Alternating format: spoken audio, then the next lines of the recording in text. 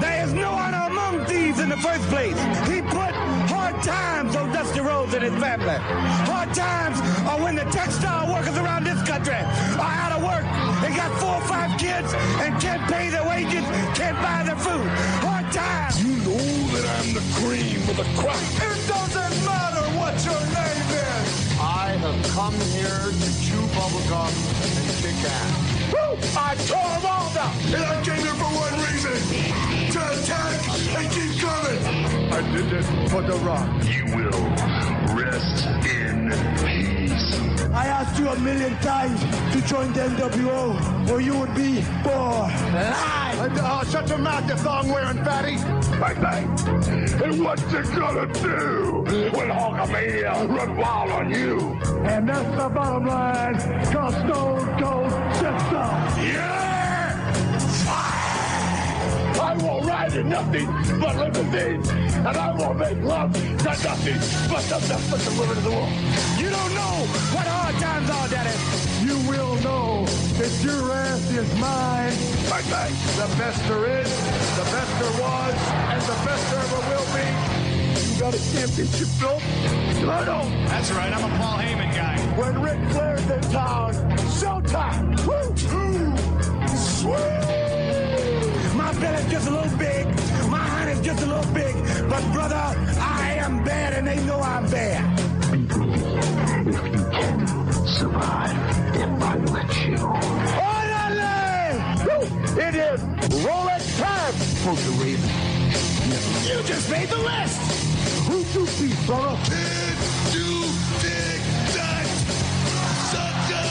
I am the game! The whole show. If I can be serious for a minute. You son of a bitch! Brock Lesnar! Damn! Austin 316 says I just whipped your ass. Oh, you didn't know? I mean, you're the Donald Trump of wrestling. You make Steven Spielberg look like a guy running 8mm films in a garage someplace. Will you stop? You don't want to recognize my belt, huh? You don't recognize my belt.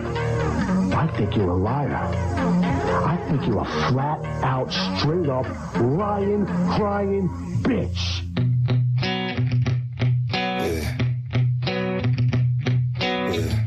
Paradigm of the all-seeing eyes in a prism. Yeah, knowledge is power and equality is wisdom. Yeah, straight white light refracts rainbow through a prism. All I ever needed was a little bit. I believe in aliens, not coincidence. Straight ignorance. No cap, that ain't holy water bottle. Water wash away your innocence. What's a blind to an incident? Distance by the dissonance. Do your due diligence. Everybody's influence. But I ain't talking to when I say television. Close your eyes, shut the fuck up. Do your best to listen. You hear that? That's your intuition. Trust that, for you trust these bitches. Cup running over on the road to riches. I'm dripping, I'm sipping, I'm slipping, I'm tripping. You could be good, you could be better, you could be different. But until you be you ain't even fucking living. 'Cause I've never been more alive, nowhere to go but my mind. Blue skies from the I can't anymore. I just can't do it. Come on, we got to get to the chorus. We got to get to the chorus. love yourself and pray for mankind. The fuck you, COVID-19. Fuck you, COVID-19. Frontline sympathize, no supplies, televised. No, I can't do it anymore. So I listened to it. Box, you listened to a little bit of it. Smart. This is your first time hearing it. What do you think of Zoe's latest offering? Real one. Call him motherfucking real one. It's the worst ICP song I've ever heard. Oh, yeah. And mind you, this song is close to 5 minutes, and I think Box played like 1 minute and 38, 39. Yeah, this is song. That song is like four and a half minutes. That's it goes from like, I mean, what kind of fucking royalty free shit is behind him, man? I mean, and Box, you're in production. I actually wish we had Bob the Anthem on this one because he's familiar with production values and stuff like that. What did you think about the sound mixing quality on this? Because at different points, you could barely hear what the fuck this guy was talking about. Well, like I said, because first of all, he's mumbling in the background. And then he's like yelling it. I'm like, what kind of fucking Kid Rock shit is this? And I like Kid Rock. How do you go from an anthem to a love song in the same track? Like, literally, who the fuck you think? Ja Rule? What the fuck? Look, I'm not a big hip hop guy anyway, but that was fucking awful, just awful. Yeah, we would play the whole song, but no, we care about our audience. No, I gave y'all over a minute. I trust me, I wanted to shut it off. Anthony made me put it back on for a few seconds. It was awful. Oh my god! Come on, y'all had to hear that because he go hard on that chorus though. Where's all the why are y'all trying to profit off this shit, people? Where are they at now? Where are they at? Oh God. Anyway, what is going on, everybody? It's obviously Wednesday night. This is the Dirt Sheet Dudes. Thank you so much for joining us. I am Boxman. We've got Anthony and Smark over there. Gentlemen, how are thee? Feeling good. All things considered. We'll get to that in a second. But yeah, doing good. Happy to be here with you, gentlemen. What up, chat room? And let's get this shit started. There you go. Yeah, see, everyone's telling me I played enough. I think I played too much of that garbage. But anyway, Smark, how are you doing over there, sir? With everything going on, how's everything going over there? I'm doing good. You know, I'm usually not one for white guilt or however you want to look at it. But after what we just heard, I would like to apologize to both of our black listeners. Bobby, my bad. Antox, my bad. Anthony, you don't get an apology because this was your idea. But everyone else, sorry for what we have propagated against you. Hey, look, it depends. Sometimes we go for cool music. Sometimes we go for retro. Look, I admit it. The song was awful, but I figure give them a little bit, give our opinion on it at the top as opposed to making them suffer through the whole, 4:45. That would have been too much in the middle of the show. So I say, let's give them like a little minute, get our thoughts on it real quick and move on. 4:10. It's only 4:10. Jesus. Oh my God. All right. Well, just to update things, also sorry, Matt. There's apparently 3 now. We're testing well. We're testing well outside of our normal community base. This is great for the diversity of the show. I love this. Okay. That's one more apology than I expect it from a white person today. But once again, we'll get to that. We'll get to that. Yeah. Yeah. Let's. Wow, this is fun. Man, this one monitor stuff is nuts. Yeah, that one. Okay, guys, do me a favor. Just talk for 1 second. Hold on a second. Yeah. So Smart, what's going on in your world? You doing all right over there, bro? Yeah, doing about as well as anybody else could be doing right about now. How about you? Same. Can't really complain. Just working, watching shitty YouTube clips. I know Box hasn't gotten around to it yet, but please tell me you watched the Herb Abrams Dark Side of the Ring. Oof. Well, you're about to get another apology. Because, yes, I'm a little bit behind on that. I've just been kind of cramming, getting everything in today that we're going to be talking about for tonight. So, a little bit behind, but I did watch the Wrestling with Regret episode. See, that's actually... which I would say is a good companion piece, probably.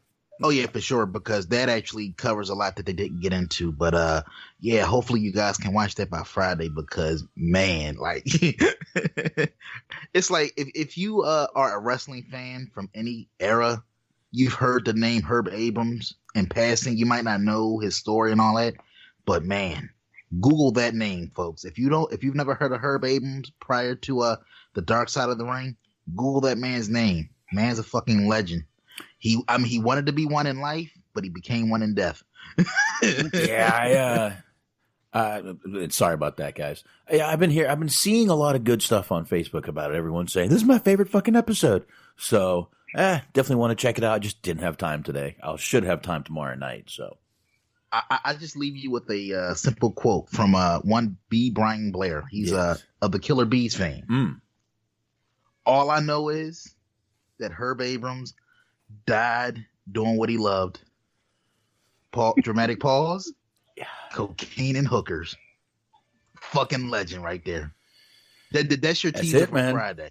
That's it. And yeah, we will get into it Friday. So definitely we'll get into some of that. I think I was about to pull up the plugs before I was interrupted there. And we will go ahead and get these motherfuckers done real quick. And then we can get into the wonderfulness that is this show. Here we go.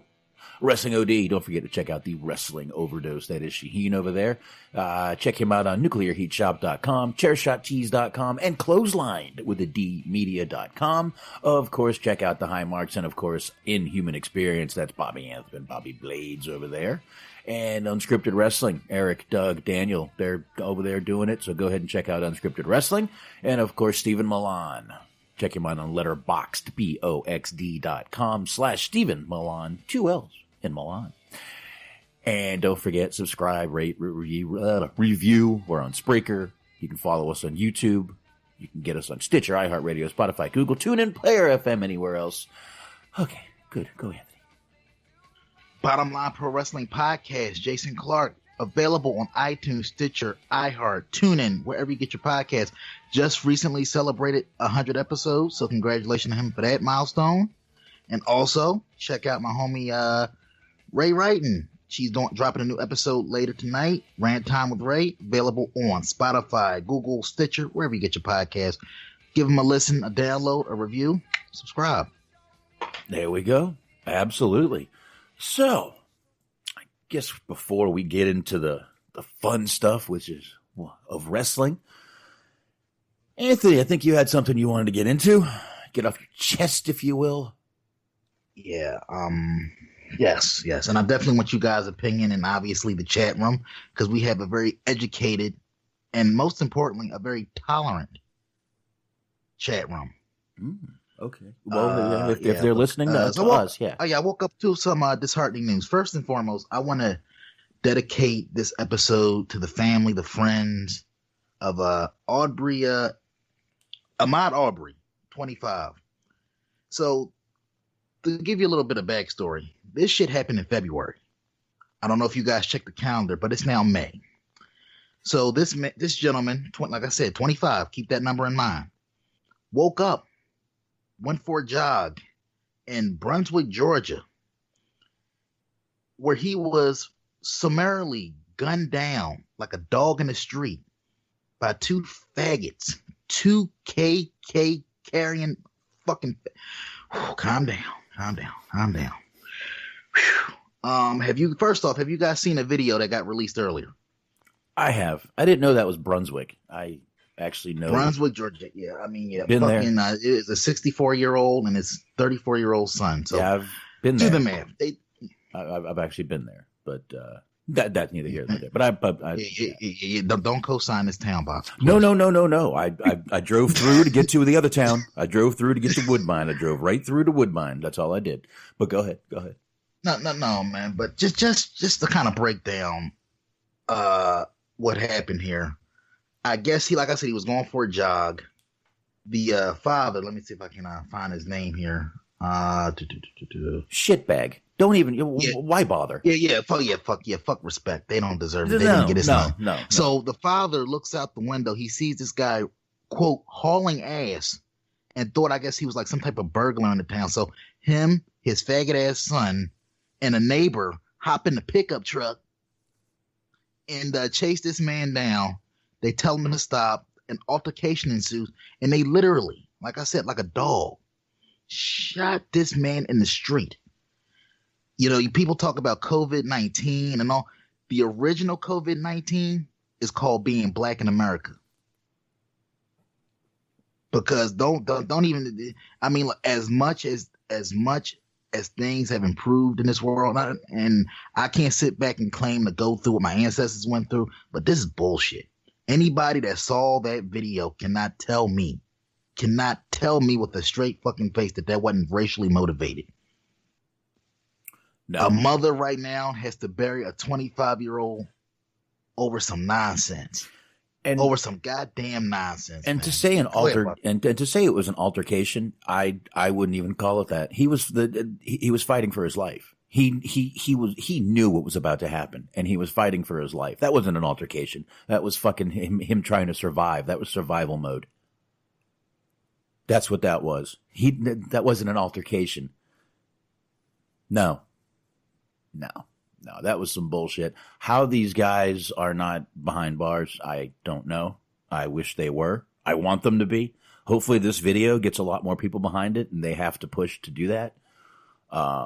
But that was think about it, man. That was bullshit. This shit happened in February. Yeah, it's fucking man. If this was a 25-year-old white woman, I guarantee you, charges would have been pressed. We would have had a court case within a span of 2 weeks, and the video would have been released in 2 weeks instead of 2 months, 3 months. Excuse me.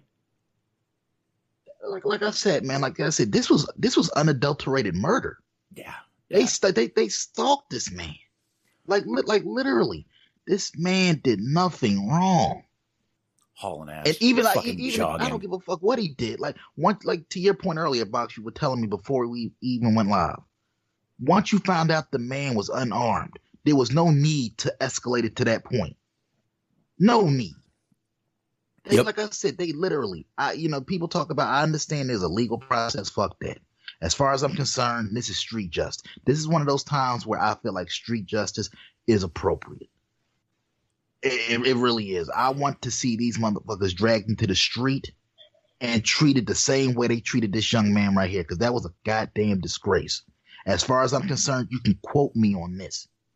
Quote me.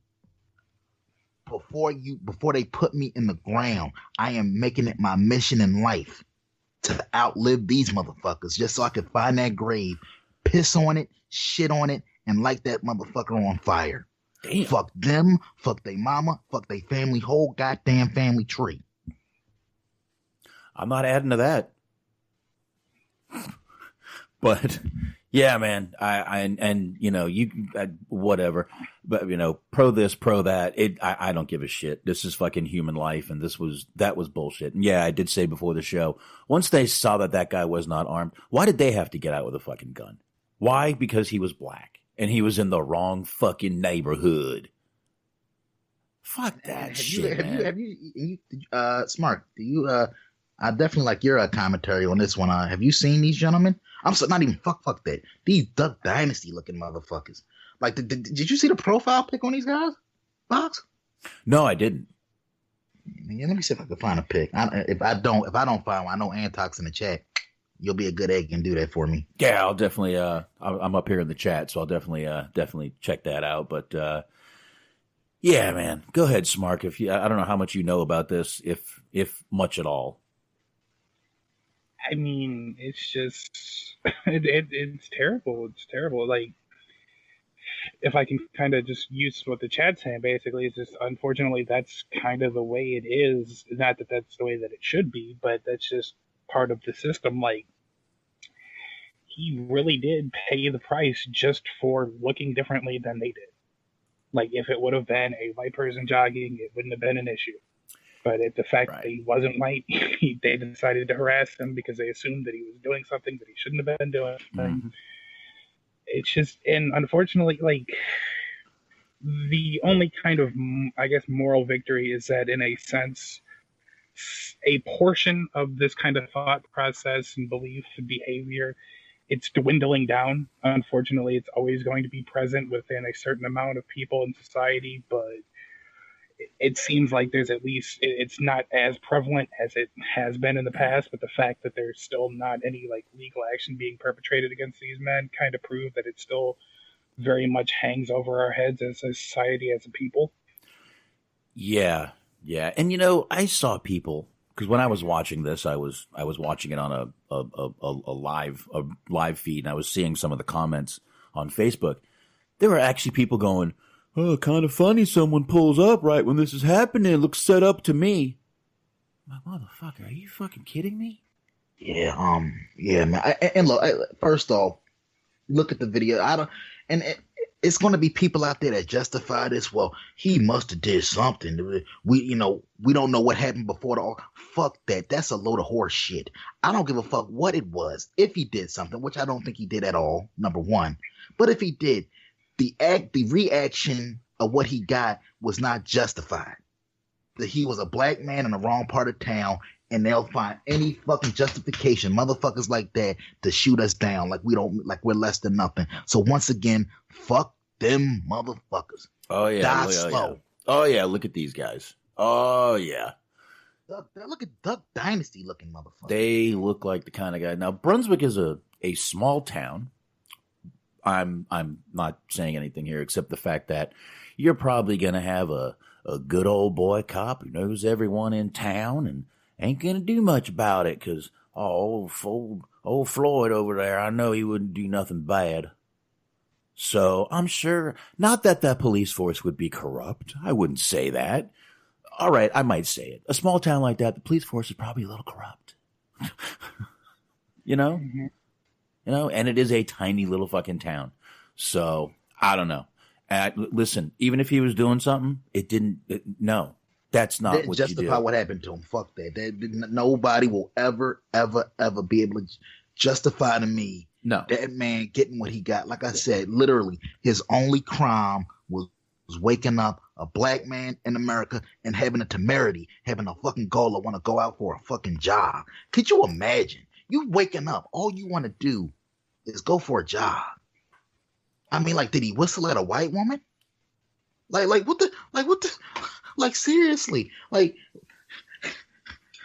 one of them crackers wanted, nigga, you're in the wrong part of town, boy. And like literally, that's the those are fucking dudes we're dealing with here. Well, and what really fucks me up is if you read this story, they saw the kid.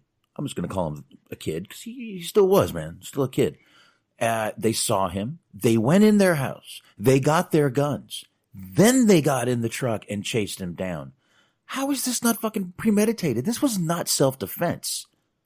Not in my opinion. I understand. Look, like I said, the 25-year-old, he was fighting for his life. He went into survival mode. And, you know, this is the absolute worst outcome you could ever ask for. And yes, I do carry a gun. Trust me, I would not pull it unless I absolutely, if I have to be in dire straits to pull my fucking gun, or you're threatening my family, one of the fucking two. No, this is not how you fucking deal with it. Not how you fucking deal with it. They called the cops. Why didn't they just fucking stay in the house? Stay in the house. It's fucking COVID season. Stay in the house. So, in my opinion, this is premeditated, and this video and this story should prove that these guys should fucking be in prison for this, in the fucking bottom of prison, under the fucking jail. So, that's pretty much all I got on it. I don't know what more you want to say, Anthony, but I can't sit here and say, I understand. I don't understand. Smart doesn't understand. I don't, and I'm not going to claim I do, but I will say this was absolutely the fucking worst way this could have been handled. And only on one side. The like I said, the fucking kid just woke up, decided to go for a jog, and now he's, mother doesn't have a son anymore. Father doesn't have a son anymore. I don't know if he had sisters and brothers, but fucking horrible, man. Absolutely tragic. Absolutely tragic. I don't even know what else to say, man. I mean, I'm just disgusted at the whole process. Cause like I said, literally, this is the first piece of news I woke up to. And I'm just disgusted at the tragedy, at the loss of life. And I really hate to get, I don't like to break things down to racial issues. I try not to see like black and white. I try not to see color. I just like to see people. But obviously this is a racially motivated situation. And I'm disgusted at what happened to the young man. I'm also disgusted at the legal process in this situation. Because once again, this shit happened on February 23rd. We're almost 6 months into the new year with no resolution. Yeah, I know it's a legal process and all that, but when you got a fucking video of somebody getting shot and murdered in cold blood, you can make an arrest. You don't have to wait for the courts to say, "Oh, we got the press charge."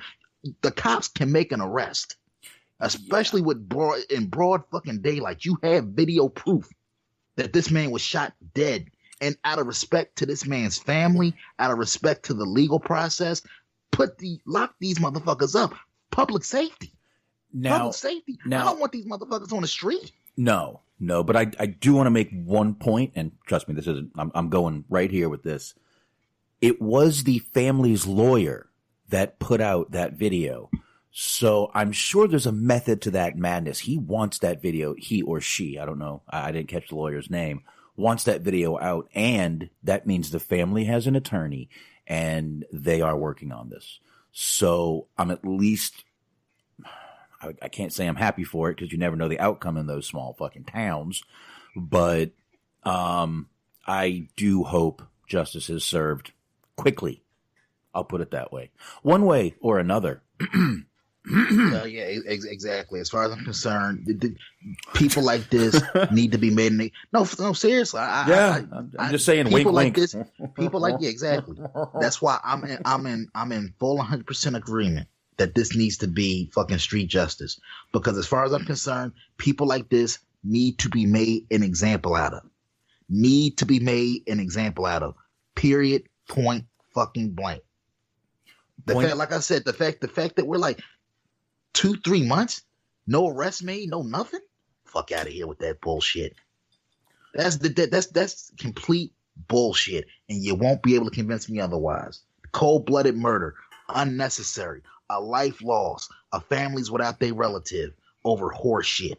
All why? Oh, he woke up. He had the temerity to wake up being black in America, wanting to go for a jog. Fuck the legal system. Fuck the state of Georgia. Fuck them faggots that did this shit. And just like I said, fuck they whole goddamn family tree.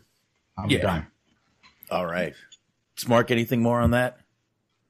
I mean, the idea, like, I feel like the worst part of many, I don't know if I could actually even say it's the worst part, but just the idea that they weren't even in their vehicle already. They were at home. They saw somebody who looked different from them running around the neighborhood and just automatically assumed worst case scenario, brought weaponry, prepared for the situation to escalate itself to that point in the first place. Like, it's appalling. It really is. Like, they knew exactly what they were intending to do as soon as they left their house. And the fact that they, like, you can use the idea that they were trying to confront a burglar or a robber, but it was way more than that. It was just an opportunity. It was an opportunity for them to live out whatever type of hatred that they had in their heart or whatever anger that they were going through at that point in time, because it's a very tense time for everybody right now. And unfortunately, this is what you end up getting.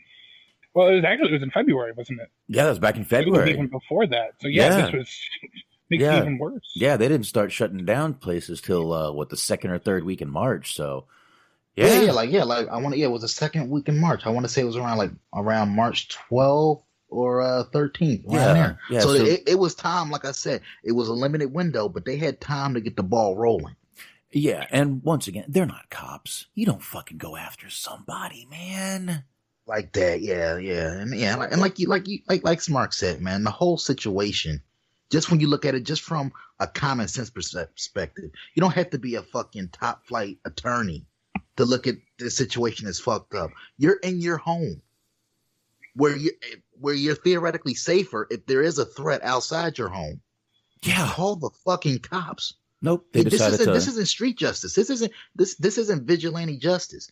Fucking like I said, the fucking fat bastard. He was 64, so I'm guessing he grew up on Clint Eastwood movies, John Wayne movies. Here, I'm gonna be a fucking hero today. Fuck you, you fat bastard. You know what? I grew up on those fucking movies, but that didn't matter to me. My dad still watches those old westerns, and they didn't fuck me up at all. Well, maybe a little bit, but not in that way. So.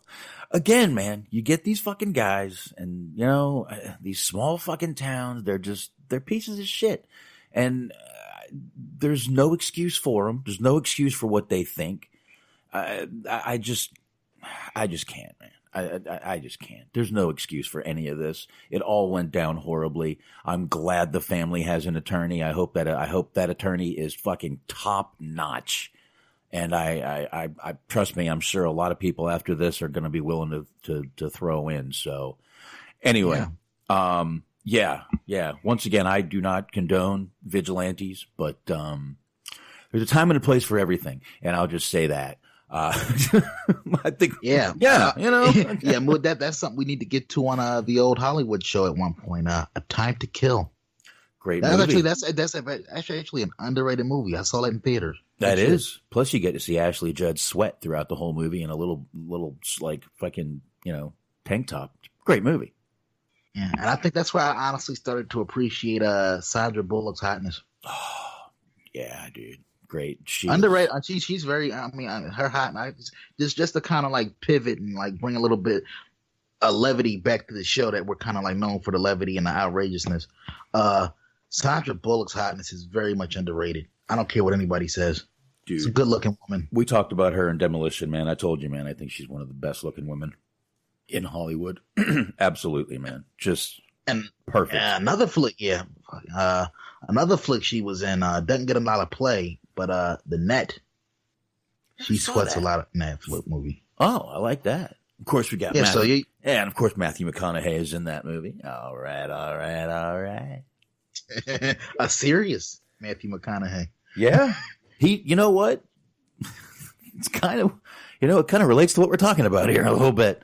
That story is a little more deep. I mean, that was his 10-year-old child in that movie that got what happened to her. I don't keep wanting to go deep, so I'll just leave it at that. But yeah, he did the vigilante thing, and hey, turned out good for him in the end. But great movie. Yeah. Great movie. We definitely will get to that one night. And we won't wait till February. How's that? So this is why I love you guys. This is why you're two of my favorite white human beings. We're two of the good ones. Yeah, yes. For one, I don't have to worry about y'all chasing me down, which, by the way, never do because I'm not going to be able to run that fast. Likewise. So no, but since we normally we're starting to get into the habit of opening up with news, I did want to open up with the conspiracy theorists. Ooh, on the whole Roman Reigns situation. Oh, and there's been a lot of chatter, a lot of debate, which is bizarre to me because at last check, I thought wrestling fans could not wait to get this guy off of TV. Now it's a big conspiracy.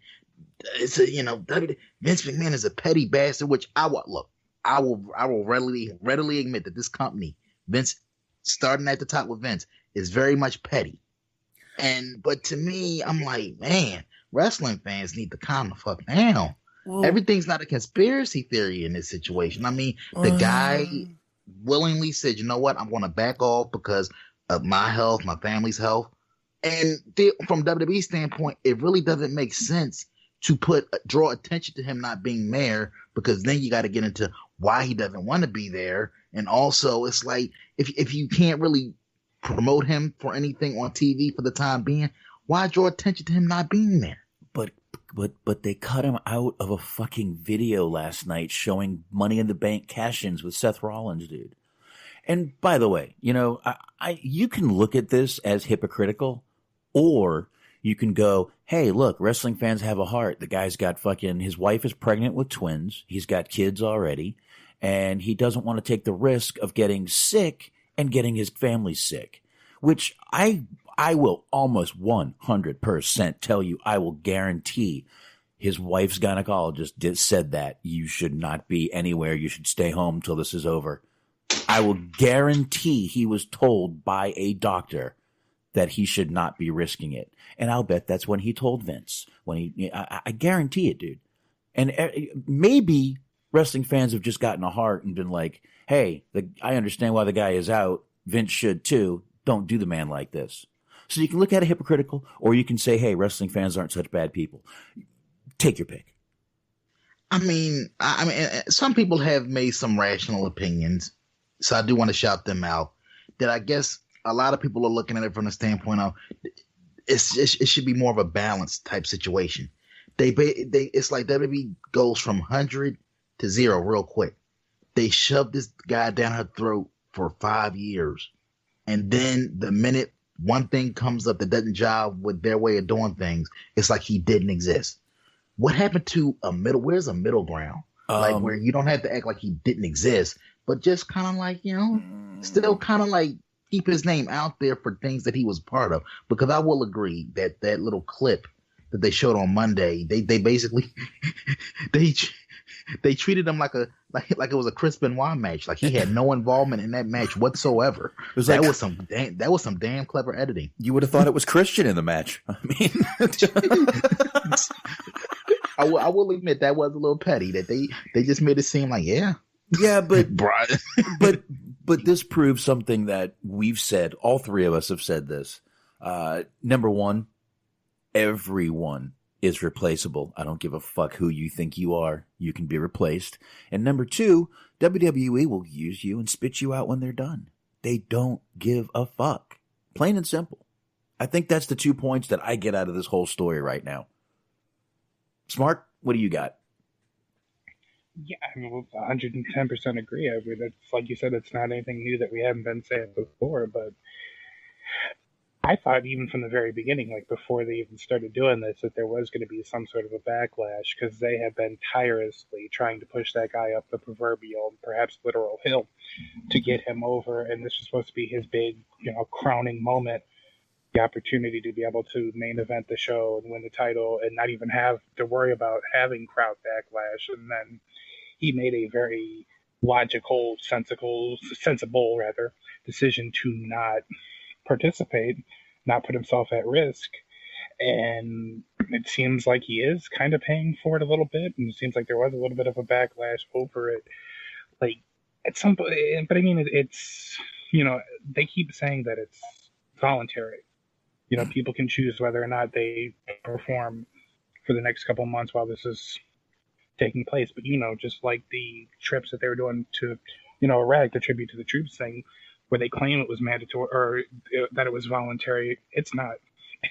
Any type of voluntary participation is mandatory participation in their eyes. Yeah. It's like when your boss says there's like a voluntary inventory on a Saturday at work, and you he just says, remember, this is voluntary. You know what he means. You better sign up. Everyone better sign up. The ones who don't, you might lose some hours. And let's be honest. They say, well, anybody that doesn't feel comfortable. Let's be honest. Let's hypothetically speaking, Roman Reigns basically went to his employer and said, "I don't feel comfortable coming into work, so I'm going to peace out for a little while." Okay, in fairness, outside of the build to the WrestleMania match, they had kind of like kept him on like the peripheral of things, so it wasn't like he was he wasn't an instrumental part of the show really up until the WrestleMania build up. So they could kind of like ease him out a little bit. Right. But hypothetically speaking, if Seth Rollins and Drew McIntyre at the same time said, "Yeah, I don't feel comfortable being here either," yeah, that would cause a problem. That wouldn't be a voluntary situation because at that point, where are your top guys at? Trust me, they would just push somewhere else. You a little bit to that point, though. He wasn't in the title picture, but that feud that he had with Corbin that was lasting for like 3 or 4 months, it was like pretty much every one of the segments that happened or the matches that happened during it were the main event. Yeah, I mean they had him high up the card for the last couple of years, seemingly. Yeah, and like Antok just reminded me, that wasn't just a Money in the Bank moment. That was the number one. They were going through him the whole night on Raw, and that was the number one moment, and they edited the man out. My God. Petty bullshit. I mean, listen, it's, again, man, this guy could have had a fucking, I wouldn't doubt if we found out he had a fucking doctor's note saying he should not be there. His wife is having twins. I don't know, man. Again, they will fucking chew you up. They will spit you out, and you are replaceable. Everyone is replaceable. Yep. No one is better than the WWE. Yeah, I feel like ever since Hogan. I mean, obviously at that point in time, I figured after the Hogan experiment kind of ran its course, I guess Vince he had like a coming to Jesus meeting with himself and said, never again. I will never let somebody that works for me get that kind of power. Because Hogan at one point in time, was not only the hottest thing in wrestling, but the hottest thing in the world. He was telling Vince what to do. Right. It was to the point where if he ever decided to just peace out, that company would have been sunk. And then if you notice, right after that Hogan run, it all became about WWF New Generation, WWF Attitude. Everything was geared towards branding the WWF letters, the WWF brand, as opposed to any individual. So obviously that changed with the exception of guys like Austin and Rock that did transcend the business. But it was all about branding that company to the point where it didn't matter who was on the card. You were going to come to see the WWF or the WWE right now. Because at this point, when you go to a house show, when you go to a live event, does it really matter who's on the card? You're going to see WWE. You're taking your kid, usually. I mean, unless you're, our age, your age. I'm older, but most people are taking their kid. They're just going. They don't really care anyway. They're just watching, because their kid likes it. But yeah, I mean, that's really all they're doing.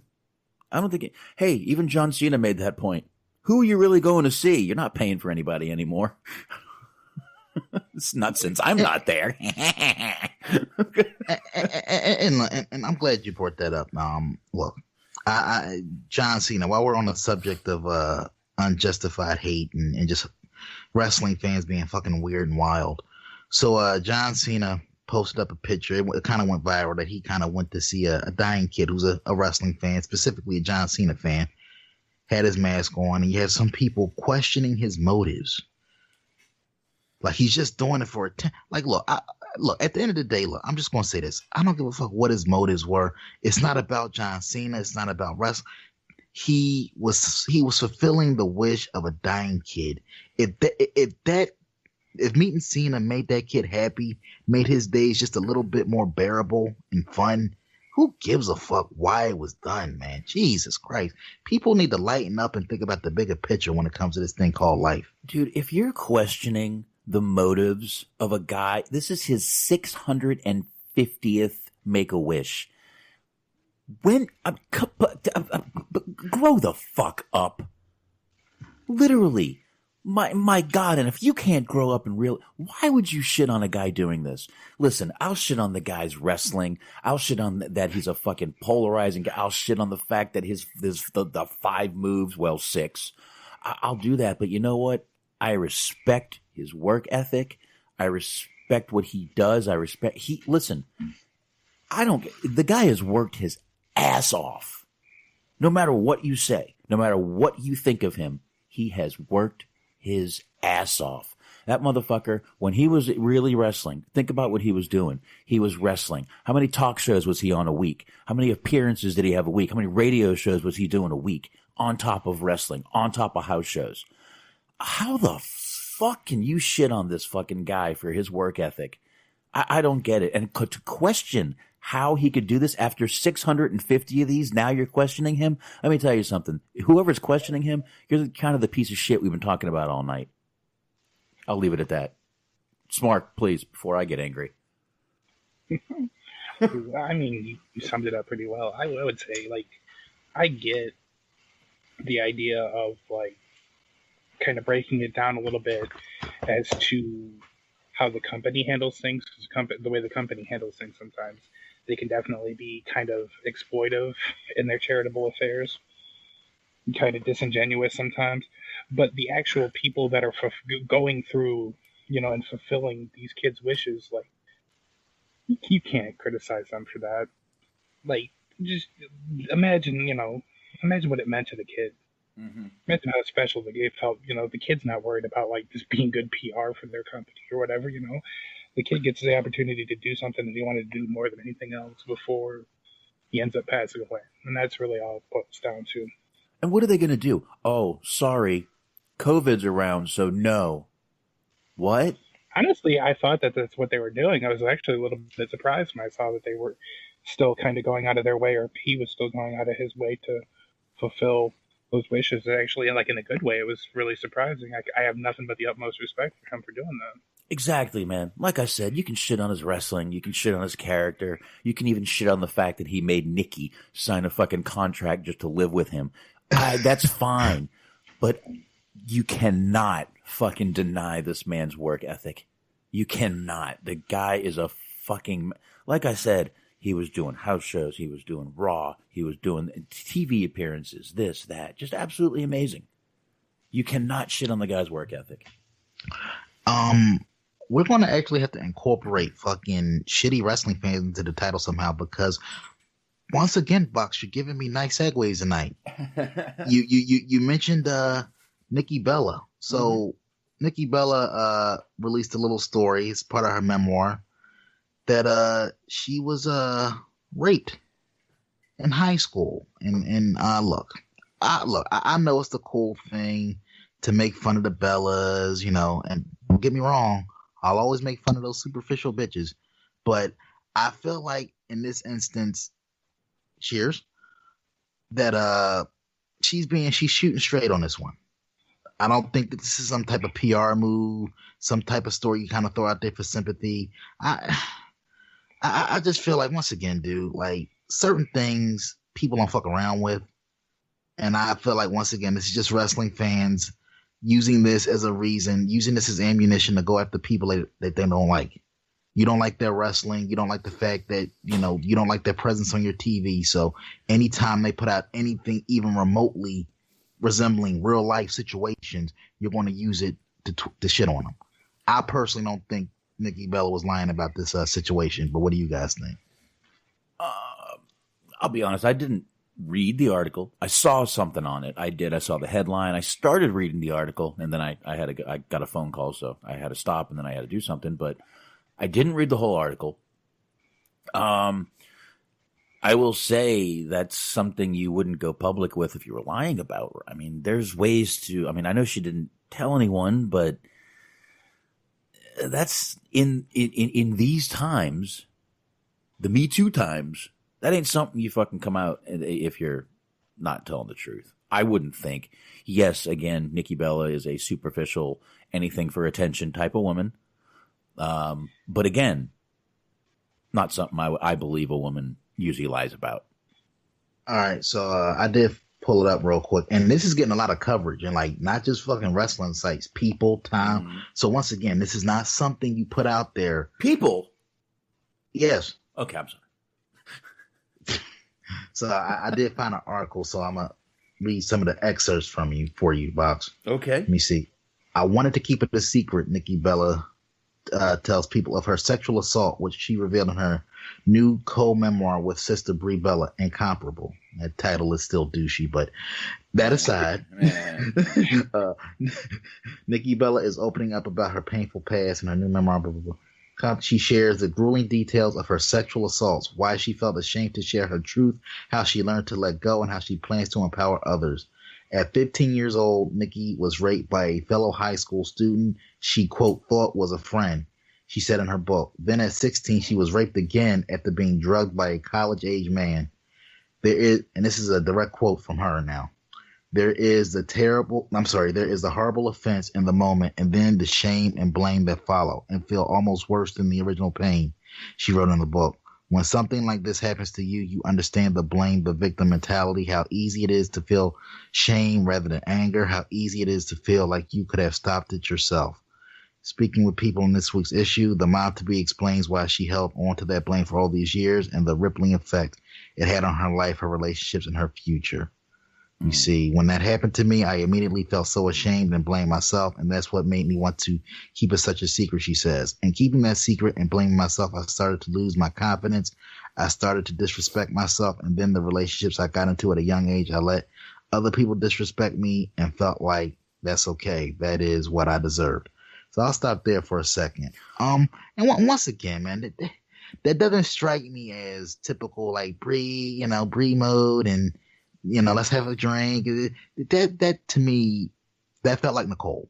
I felt like I was reading something from Nicole. Nicole Garcia. Yes. Nicole Garcia. Not. Yeah. Come on, Box. We're talking about heavy shit here. Rest in peace, Nicole Bass, but no. No. I won't make a Nicole Bass joke here. No, Nicole Garcia. That's her real name. Oh, I'm sorry. I thought I heard Bass. I thought you were having flashbacks over there.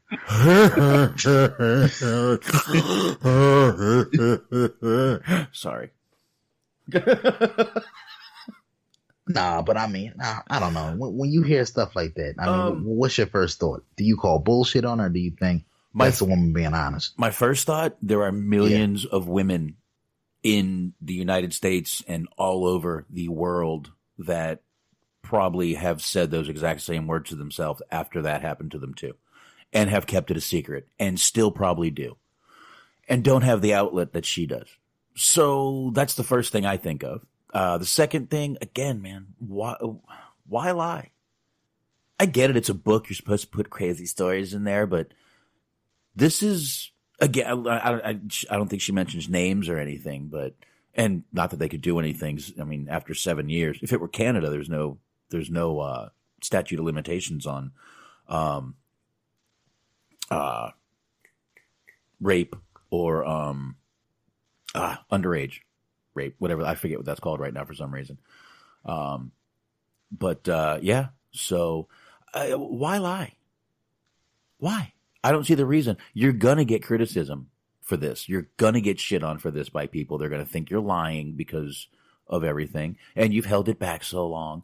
So what are you going to do? Those are shitty people as far as I'm concerned. Like I said, there's millions of women in this world that have and still are holding that secret and have never said a word about it and probably have the exact same feelings. So I don't know. Smart, what do you got, bud?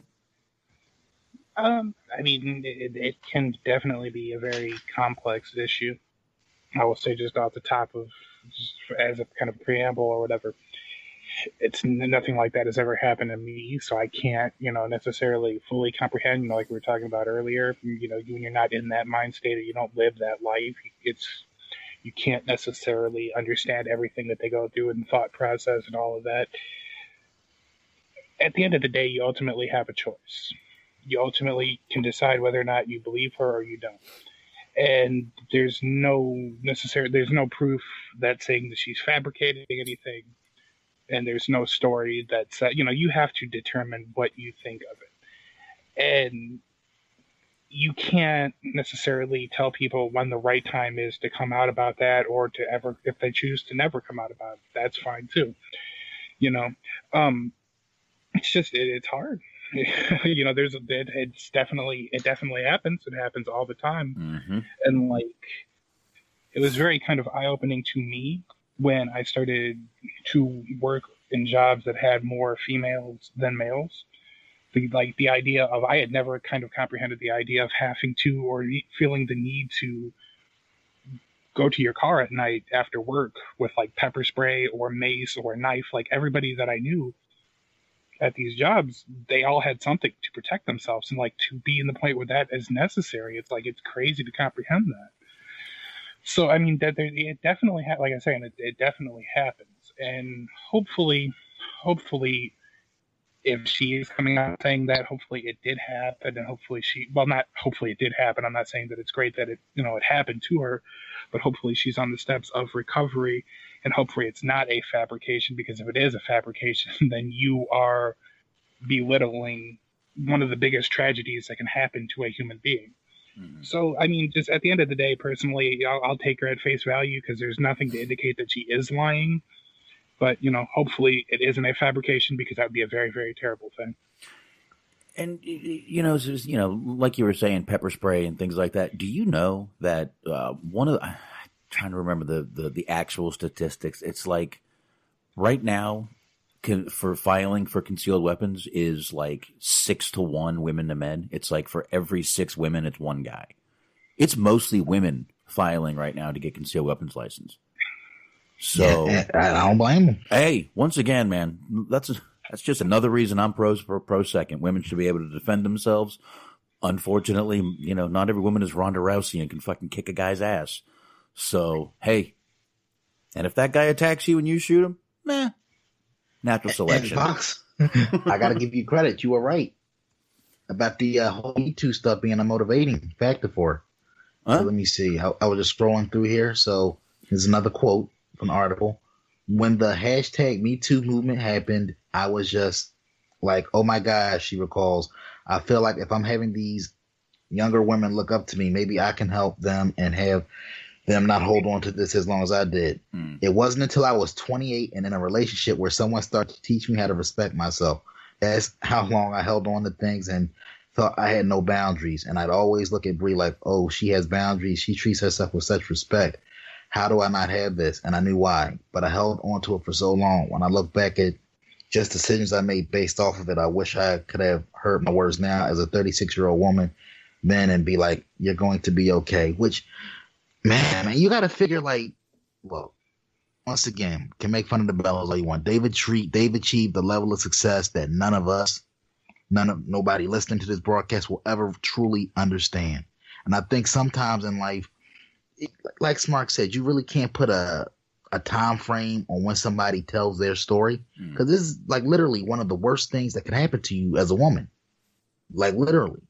And I give kudos because part of the reason why I'm going to take her at face value is rape is a very serious allegation. And I know you have some people out there that unfortunately do play around with the legal system, but when you've achieved her level of success, you have to ask yourself, what does she really have to gain? Like, there's already Bella fans out there that would have bought this book regardless of whether it had juicy shit in it or whether it was just a basic Bella bitch book. So there was really no reason for her to fabricate anything. The Bellas have their fan base that's going to buy everything that they put out regardless. So that's another reason why I tend to think that she's shooting straight here, because they already had a built-in fan base. No need to lie to increase book sales. No. Listen, you can say Nikki Bella's full of shit. Watch her on Total Divas, this and that. But you know what? Like you said, she has everything to lose and not much to gain from this. Someone finds out it's fake, she's going to be fucking sunk. Her and her sister. She's got businesses and shit going on. And by the way, the word I was looking for, it is there is no statute of limitations on statutory rape in Canada. So when she said she was 16 and a college age man did that to her. Yeah. Unfortunately, it's only 7 years in the United States. I wish we would. That's one thing I wish we would follow Canada on. Yeah, and I don't know. What do you think about that, Box? I mean, you're a father. You have kids, daughter. What do you think about some of these states with these backwards ass laws where the legal age of consent is like 15, 16 years old? Because if you remember, a couple months ago when James Ellsworth was going through his shit, part of, allegedly, that's why he kind of got off, because the state that it happened, and I can't remember off the top of my head, the age of consent was 16. So that's why I guess that would have been his escape clause. Oh, wonderful.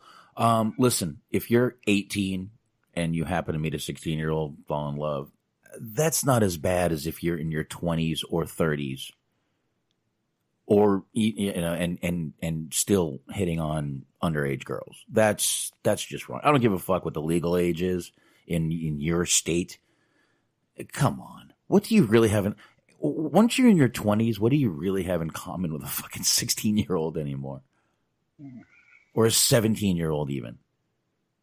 I mean, my God, all they're doing is looking at their phone. Right. Yeah, I'm sorry. And I know it's legal. I look at situations where you got like a dude in his like 40s pushing 50 with a girl in her 20s. I mean, obviously she's a fully grown woman if she's in her 20s, but still, it's still kind of like creepy. You know what I mean? Just because you're old enough damn near to be this girl's father.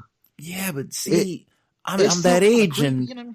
See, I'm up there almost in, I'm 44. So, listen, if anything happened with me and my wife and I laid some fucking 20-some-year-old, hey man, fuck you.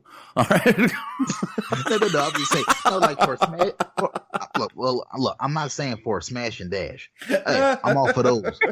I'm just saying when you had these fucking people trying to marry these bitches. No. That means that's not built to last. No, because if I do that means I have money. You guys are looking at me. Come on. That means I am rich at that point. So back off. All right.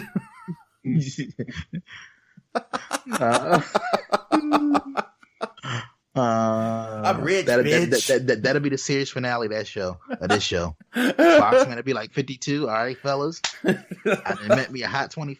He gonna go to Jerry Lawler. I done met myself a hot 25-year-old. I know I'm pushing 57, but she gonna keep me forever young. This is gonna be the last episode. Mm-hmm. And that'll be a hell of a way to go out.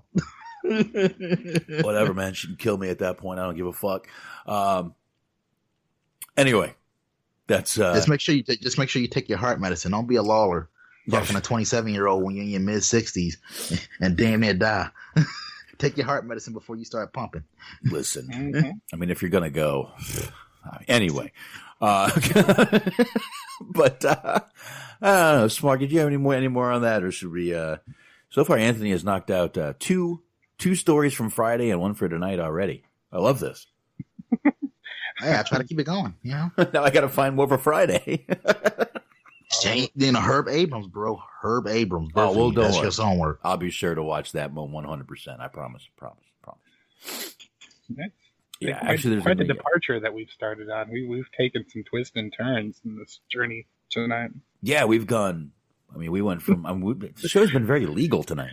It definitely has. Yes. Bong bong. Now, I guess to get into a little wrestling talk, are you guys eager, excited, a little bit curious about the pay-per-view this Sunday? I'm sorry, the special event, since pay-per-view is not really a thing anymore. WWE's Money in the Bank, climbing the corporate ladder. I gotta say, I'm very much intrigued by the presentation because we both all of us agreed that the Boneyard match and the Firefly Funhouse match from WrestleMania were well done.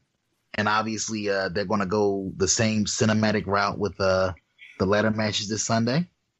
You guys looking forward to it? Because I got to say, I am. I would say I'm curious. Definitely curious. Sasha Baron Corbin says Baron is going to win. Listen, we'll get into predictions Friday. And trust me, that name ain't coming out of my mouth. But and that's all I got to say. Anyway, where were we? This is why getting high during the show just doesn't do me sometimes. Oh, curious. I'm definitely curious. I'm definitely curious to see how they pull the match off, especially knowing that both matches are going to be going on at the same time. I like the little walkthrough they did on Raw. That was probably actually the best part of Raw, was the walkthrough they did with kind of, showing us what it was and showing us all the rooms. I just realized that is the kitchen from the DX segment that Shawn and Triple H did. Did you guys catch that in the video? I gotta go back and watch. Oh, you mean when Triple H was trying to get Shawn, like Shawn was thinking about retiring, and he was doing all of these.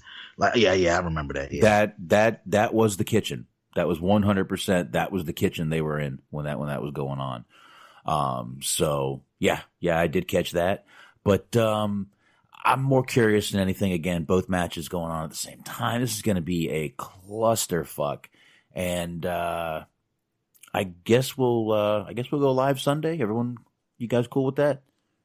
Sure. Yeah, we'll go ahead. Sure. We'll go ahead and just follow along and watch the pay-per-view together. That sounds like a damn good idea to me.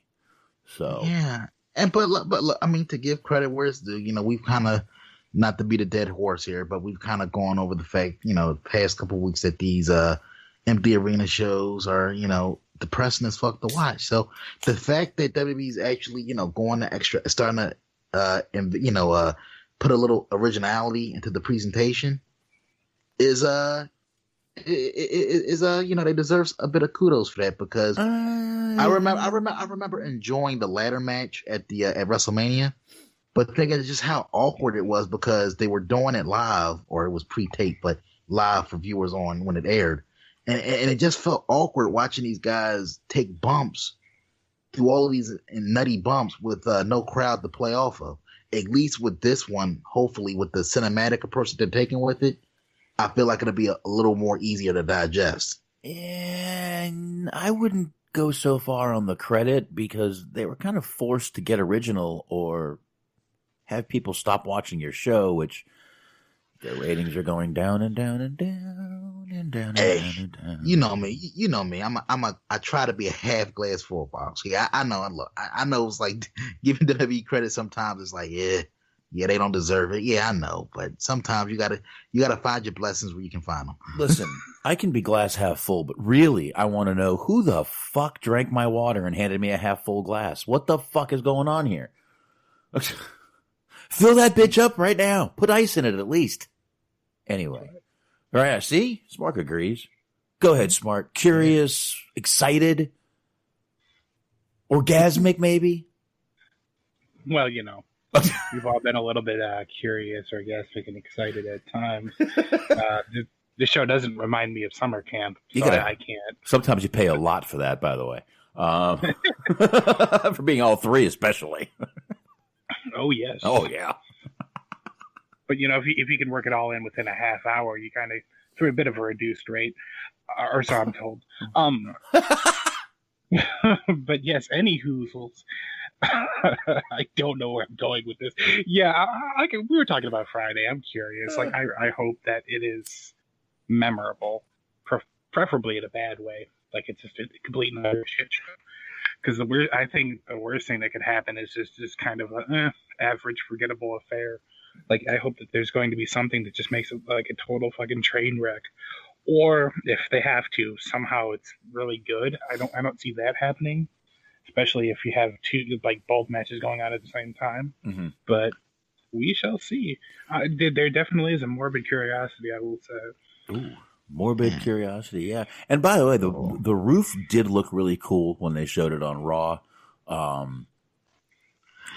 Although I'm not a heights guy. I would be so scared. I'd be like, I don't care what you put up here. I'm still fucking scared. I don't care.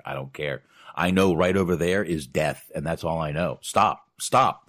Yeah, and that's once again, I'm actually surprised because they've kind of like been alluding to the fact I don't care if I have to throw somebody off of WWE headquarters. AJ, yeah, they've been teasing that a little bit, and I'm like, I don't know how I feel about that. Just because, you know, considering some things that have happened in the company's history, do you really want to tease something like that? Yeah, that was a little questionable. Yeah, let's tease death. Let's do that. No. Oh, if they have someone just like hanging there with a green screen under them. Oh, God. No. It's fun, but isn't it funny? It really feels like, in a different sense, but it feels like WWE is morphing into what they once hated. That being WCW, because if you remember, and I feel that here's the irony of them teasing, you know, tossing somebody off of WWE headquarters. Mm-hmm. They have ad nauseum over the years made fun of the fact that WCW did that monster truck match with Hogan and the Giant, where the Giant, and then he literally comes down like an hour later, whatever it was, not selling the fucking thing. And him and the Yeti, proceed to double team the Hulkster, and one of the most awkward visuals you will have ever been to see as a wrestling fan. Yeah, like to this day, that visual it didn't age well then. It doesn't age over 20 years later. Both companies were big in the monster trucks at that point too. I mean, Stone Cold had a truck, Goldberg had a truck. By the way, the guy driving the Goldberg truck is still driving. That's Tom Mentz. He now drives Maximum Destruction. Fucking Medusa had one too. Medusa still has one. She just had some knee surgery a while ago, and I don't know if she's driving right now. I haven't watched Monster Truck in a long time, so. Oh, you're a fan. Nice. Oh yeah, dude, that used to come on right after wrestling in Florida. Is the Austin truck still around or no? They retired. No, none of the wrestling trucks are around anymore. I don't think. I just haven't watched in a while. I should search the old cable, see if I still have it. So, since we're on this topic, real quick, since I would never foresee an opportunity to talk about this ever again, there was a show in, I want to say, early to mid 90s. Mm-hmm. Fox might know about this. I believe it was called Monster Wars, and I'm talking about this because it was actually somewhat like wrestling. Because you had, obviously, like the trucks are symbolic of certain things or they're named after certain things, but you had characters. You had little mascots that would come on before they would race each other, and they would have like gimmicks. So like there was like a Gravedigger who's like basically like a zombie, or he kind of looked like just like a knockoff version of Skeletor. You had Carolina Crusher, so it was this like big redneck construction worker guy, kind of like a big boss man type. Yep. I don't really have an overall point to this, but it was really interesting because it was like very early 90s and very kind of cheesy, but kind of fun, like almost like the if people remember like the WMAC Karate Masters show or whatever it was called. Yeah, they had gimmicks too. It was very interesting because it'd just be little promos that they would cut on each other, and there'd be like feuds throughout the season, and each character had like a very shitty green screen backdrop that they would cut their promos in front of. So it was very like cheesy and just kind of awful, but in a fun sort of way. Yeah, I'm all for it. I'm actually going to look this up because I actually love that hokiness from the 90s. Oh, yeah. Even the late 2000s. I'm sorry, the late 90s with what's another cheesy show? Battle Dome. Mm-hmm. Oh, yeah. Anybody watch Battle Dome back in the day? Battle Dome. That was a good one. I remember that. That introduced the world to Terry Crews. Yes. Yeah. And they, believe it or not, there's actually a wrestling connection. Yeah. In the dying days of WCW, they did like a crossover with Battle Dome. Actually, I was going to tell this story. I was going to bring this up on Friday, but Metro, a UK site, brought up the fact that Terry Crews actually was close to a WWE career. Believe it or not. Yeah, he revealed he was close. Titus O'Neil actually was trying to get him in. Speaking to Titus O'Neil for WWE.com, basically Terry said, what do you do every week? Every other day up there in that wrestling ring is phenomenal. I almost ended up in Wrestling Man. I was this close. He, let's see where it is. His experiences on screen and his lifelong love for the business means he had a great appreciation for the stories being told every week in the ring. So, he definitely was close. And it doesn't surprise me he's friends with Titus O'Neil. Titus O'Neil just is loved by everybody, except wrestling fans. Nah, and even then, at this point, as long as I don't have to see Titus in the ring, he's seriously, he's golden. Like I said, he has some personality.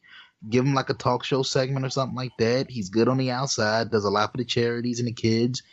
Just overall seems like a genuinely good dude. See, look, I feel like amongst us on this show, a lot of people listening, we can actually appreciate somebody being a good human being, even if we're not a fan of their wrestling. I feel like that's the overall message we're trying to convey tonight. Just because you're not a fan of somebody as a wrestler and what they do on television in the ring doesn't mean you can't respect them as a human being on the outside, especially when they're doing legitimate good shit, because there's a world outside of, wrestling. Yeah, and I'm actually watching the Battle Dome match with T-Money, who was Terry Crews back then, versus Rick Steiner. Yes. And you have not, for real, we might have to, I'm going to make you guys review, I want to say, I can't remember whether it was a Nitro or a Thunder. They did like a little segment where you had, like, picture this, on the WCW side of things. You got Rick Steiner. You got the Cat. You got Buff Bagwell. You got DDP. And, like, you got the Battle Dome guys in the crowd going back and forth, and like they're trying to do it like a shoot. It's the funniest thing ever. I'm sorry. Yeah, it's the most awkward shit you'll ever want to see. Dude, you guys have got to click that link and watch this match. It's fucking amazing. And by the way, you realize this was just kind of a spin-off of. And by the way, there's Ernest the Cat Williams is out there. DDP is out there. By the way, you're talking about DDP, and I'm like, is that DDP's head? And it was. This is great shit. This was like a spin-off to American Gladiators. It was a WCW spin-off to American Gladiators. And thank you, Antox. Yeah, definitely. Our man. Oh, you always finding shit for us. Definitely. And I know this was the WCW one, but this was kind of American Gladiators on steroids. Which, by the way, I was a huge American Gladiators fan. Love that show.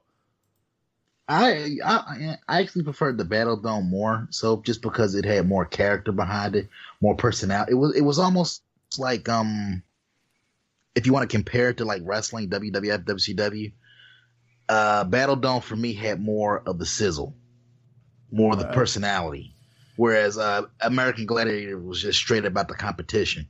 I mean, you had people had a little bit of personality, but at the end of the day, it was more like focused on the actual competition. Yeah, they tried to bring that back. You remember that? They tried to bring it back with Layla Hogan Ali and Hogan. And Hogan.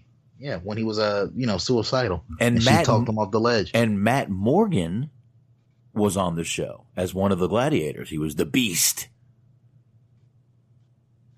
I don't know. I loved that show, and when it came back, I tried to watch it. It was just not the same. So yeah, certain shows kind of fit the era that they came out in. Knocked out 3 stories for Friday now. Now, to kind of like keep us on track here, I want to get you guys' thoughts on something since we're not really going to go through Raw chronologically. Yeah, sorry, words tonight. In order. Yeah, in order, yes. Ironically, you didn't go through that word chronologically either. And I haven't been drinking. Jesus Christ. Words. No, but get you guys' thoughts on something. So they did the Last Chance Battle Royal. All right. Mm-hmm. What do you guys think about this notion that they were a decent job building up Apollo Crews? Then they do an injury angle, presumably because they wanted more star power in the match, so they put AJ in there to replace him. What do you guys think about that? I mean, don't get me wrong. AJ's certainly going to add to the match, the credibility of the match, and especially right now, you need all the star power you can get, which is why Mysterio's in the match. But what do you guys think about that? Because I was kind of like disappointed because they kind of like had Apollo on a positive momentum, little bit of a positive upswing. I really feel like he could have benefited, even if he didn't win, just getting a rub, being in a match like this where he could show off a little bit. Because this match was built for a guy like that to show off in. And I'm kind of like disappointed that they kind of swiped him out for AJ. I wouldn't be. And I'll tell you why. According to Forbes and Dave Meltzer, they're about to have him turn heel and give him a big push. Listen to both the words I said, according to Forbes and Dave Meltzer. Okay. Yeah, I mean, look, I know that the Forbes guy clearly is a wrestling fan, so they tend to have some sources, and Meltzer is Meltzer. But I guess I'll believe it when I see it with them because this dude's been in the company for almost 5 years now, and they're just now getting around to like giving them like regular television time. Mm-hmm. Mm-hmm. So that's one of those I'll believe when. I'm not saying there's no credence to that story, but I guess I'll believe it when I see it. Again, Dave Meltzer. So if you guys, if it turns out to be wrong, blame Dave Meltzer, not Dave me. almost fucked up there. Go ahead, Smart. See, we all fuck up. See, it's all good. Hey, there we go. Well, at least I can speak. But you motherfucker!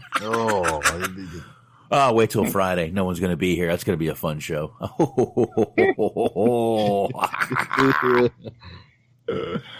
Anyway, Smark, I'm sorry. I told you to go, and then I started talking over you. Go ahead. Yeah, it's all good. It's still kind of just surprising to me that, like, Forbes has become a dirt sheet. It's just kind of an unexpected turn. I mean, I've seen them report about things before. I'm kind of apprehensive to believe that any sort of substantial push is coming his way, heel or otherwise, because he's, like Anthony was saying, he's been in that company for how long now? And it's just, he's like almost a perfect textbook example of just how you can build up a really good name and a really good reputation for yourself on the independent scene and then just be another person there. Because, like, I remember when I was saying, Anthony was saying about 5 years, so let's just say 5 years, back when he was in, like, Dragon Gate USA, and he was, like, one of the biggest, most hyped people, like, on the independent scene, and now it's just, anytime I see him, I'm like, why are they putting him out here? He's not going to win. Like, I just fast forward through a lot of his stuff. So, yeah, he's got the talent. The charisma, a little bit of charisma, not necessarily a great talker, but there's ways around that. I wouldn't mind seeing it, though, because they're definitely they could definitely use new people, new star power. So hopefully there is something behind that. But like I said, I'm pretty apprehensive to believe that actually is going to happen. Well, maybe gets more charisma as a heel. I don't know if he's ever worked heel. You and Anthony might know that more than me. Possibly. Yeah. All right. I vaguely remember, but I could be wrong. It's been a few years. All right. Antox might be able to answer that one. All right. Well, I guess we got nothing more on that. I mean, I've got a few more stories, but I got one more thing. Okay. From that match. I ain't mean to cut you up there, Bob. No, you're good. And it actually kind of follows up on something we've been kind of talking about for the past couple of weeks. Mm-hmm. Fuck, I'm convinced at this point that Tozawa fucked somebody he shouldn't have fucked behind the scenes, because he was in that gauntlet for the last spot in the Money in the Bank. And look, I get it. They were trying to make a monster out of Lashley, but this is like 3 weeks in a row where they literally sacrificed, where he's literally gotten in next to no offense, and just like, see you later. Mm-hmm. You bought a plane ticket for this guy, for this. I mean, I'm hoping he was local. I'm hoping he lives in the state of Florida, like he lives like a block up from the performance center. Say, we need you to come in real quick, do something for us. Like, and he just all right. I'll be right there in a minute. Give me like 10 minutes, and like, because to fly this guy in or bring this, for this guy to come from any distance, any substantial distance, for what they've had him do on Raw the past couple weeks is like, what a fucking waste. Mm-hmm. And you don't even have to be the biggest fan of the guy to realize that he is talented. There is something worth pursuing there, at least on the mid card level. Not to mention that he's in this cruiserweight tournament, interim cruiserweight tournament that NXT's running. So why of all the people, why are you jobbing this guy out like this? I'm like, come on. Yeah, I'm glad you actually mentioned that, because I was thinking that for a separate reason when I was watching, because they had Charlotte was on Raw too, and I was like thinking about it, like if they're using her to try to get ratings to NXT, why do you keep using her on Raw? If people know that they can just watch her on Raw, why would they watch her on NXT? Akin to that, also, if they keep jobbing Tozawa out, why are you going to care about him when you're watching NXT? Like, you're kind of doing a disservice to the brand that you wanted the people watching. Yeah. Yeah, because I'm assuming even with the ratings on a downward trend right now, more people still watch Raw than NXT. That's just a hunch on my part, though. Could be wrong. It's getting close. You're right, though. More people do, but I don't know. I feel bad for Tozawa, man. But at least they give him some shit on NXT to do, so I don't know. But I don't know. Let's see. What else do I got here? I got a couple things with AEW. What? Go ahead. Have you got? We got to talk about this. This is like a follow up to a long running series of jokes on the show. Jordan Miles, ACH. He puts out the. I guess he's on his apology tour. Mm-hmm. He's I guess he's realizing that, God damn, maybe I did go a little bit over the line with some of my commentary, and like, ugh. And it's funny, a lot of his biggest defenders and supporters have been quiet the whole time. And look, and we brought it up on this show. Everybody was in agreement, even people within the company, that the shirt was a little suspect, was a little, out of line. But we also agreed that it's just the way he went about addressing his issues, his complaints, because he won that breakthrough tournament. They were giving him some TV time, so clearly they saw something in him. Maybe they didn't see enough in him to push him to the moon at the rate that he felt he should have been pushed, but nonetheless, they gave him some shine to show that they saw something in him. And I feel like he's starting to look back and say, God damn, maybe I fucked up. Maybe I went about things the wrong way. Like, because there are better ways to address your issues. And it's like, the thing is, he had people within the company, like a guy like Titus O'Neil, like, yeah, I agree with you that the shirt was a little bit suspect, a little bit out of line, but the way you're going about it, is a little wrong. Just kind of calm down, have some dialogue behind the scenes. Don't stop making your stuff public. And then when you lash out at people, especially like, look, how can you lash out at a guy like Titus? I'm sorry. See, he's one of those. He's like Big Brother. He's like the Big Brother with that's always going to give you like that sound advice. Like, and I'm like, come on. Like, so what do you guys think about the apology? I'm not even doubting that it's sincere, because I'm just doubting. I'm just laughing at the fact that this is a guy who went on all of these tirades and I don't need WWE, fuck wrestling. Then he does like these small local indie shots. Then once those dry up, like, oh shit, I'm 24 or 23 and I've really fucked up my life. Yeah, I mean, I think we all called eventually this was going to happen because of what he was saying. Listen, I get what he's doing. He's trying to save his career. Probably, not like he can get booked anywhere right now, to be honest with you. But when this is all over, it's probably not a bad idea to kind of try to plan for a little bit of a future. Is it sincere? I don't know. I read it. I didn't hear it. The words to me sounded sincere, so I'll give him that. I mean, basically he said, look, I fucked up. I said some shit I shouldn't have. He owned it. What are you going to do? Nothing we can do about it. He said it. He owned it. He said he was sorry. Didn't mean to do that. He said basically he put, he basically had a breakdown live because he just thought for some reason everybody wanted to hear this. So I don't know, man. What are you going to do? He's thinking about his career, I guess. Now. Smart. Excuse me.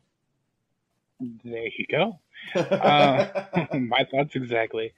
No, it is what it is. Like when you're young, you don't necessarily have the best projection of what you think what you want your future to look like, or you don't necessarily make moves that are impactful on the future or projecting towards the future. But he made some.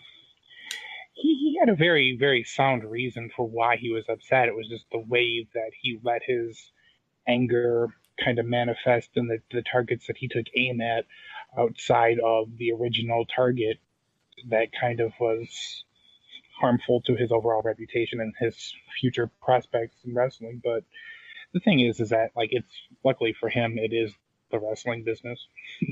Like, you're going to get a second chance, a third chance, a fourth chance, like maybe on a significantly smaller level than you're accustomed to or than you were originally. But he will have the opportunity to kind of atone for some of his transgressions that he's made, like towards, like Anthony was saying, like Titus and going after Jay Lethal, things like that were kind of outside the whole original issue in the first place.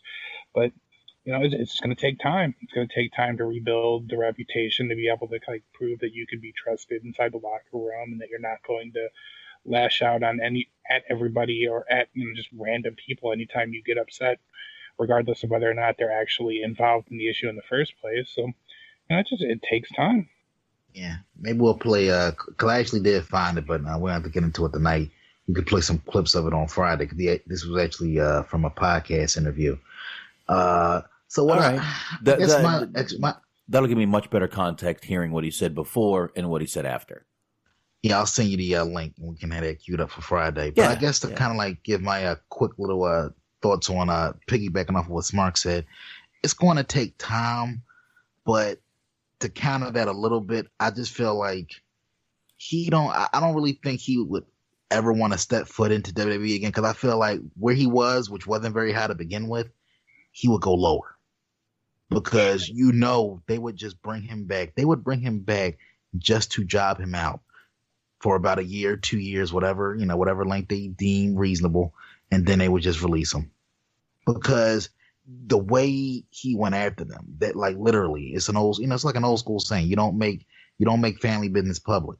He went in from the highest level. You don't accuse somebody, especially a publicly traded company, of being racist and, having racial tendencies, racial bias towards, black people and any type of any race of people, and not expect some repercussions. So if I'm him, you can atone, you can reach out to Jay Lethal privately, you can reach out to Titus privately. But if I'm him, I'm I would be embarrassed, number one, to step foot into that company again. Number two, whatever career that I have left to salvage, they would fucking decimate dead.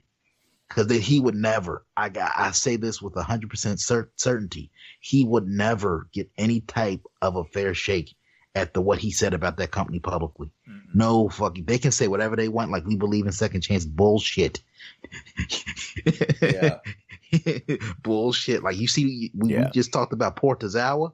Vince McMahon, when he sees ACH again, hold my beer. Hold my protein shake. Yeah. No, like seriously, like I mean, would you guys feel comfortable going back to that company? You know, after what you put out there publicly about them? No, not at all. No. And like, so what I was saying was not so much him burning bridges with the WWE, but like I'm talking about on like a larger scale, but smaller in terms of reach. The stuff that he was talking about, Jay Lethal, and like accusing Ring of Honor of not pushing black people and things like that, because like I think everybody can kind of agree that what happens in WWE is like it's its own little no pun intended universe. Like the laws of logic don't necessarily always apply, and they have had a history of doing some pretty fucked up things racially speaking. So like you can get a pass on that.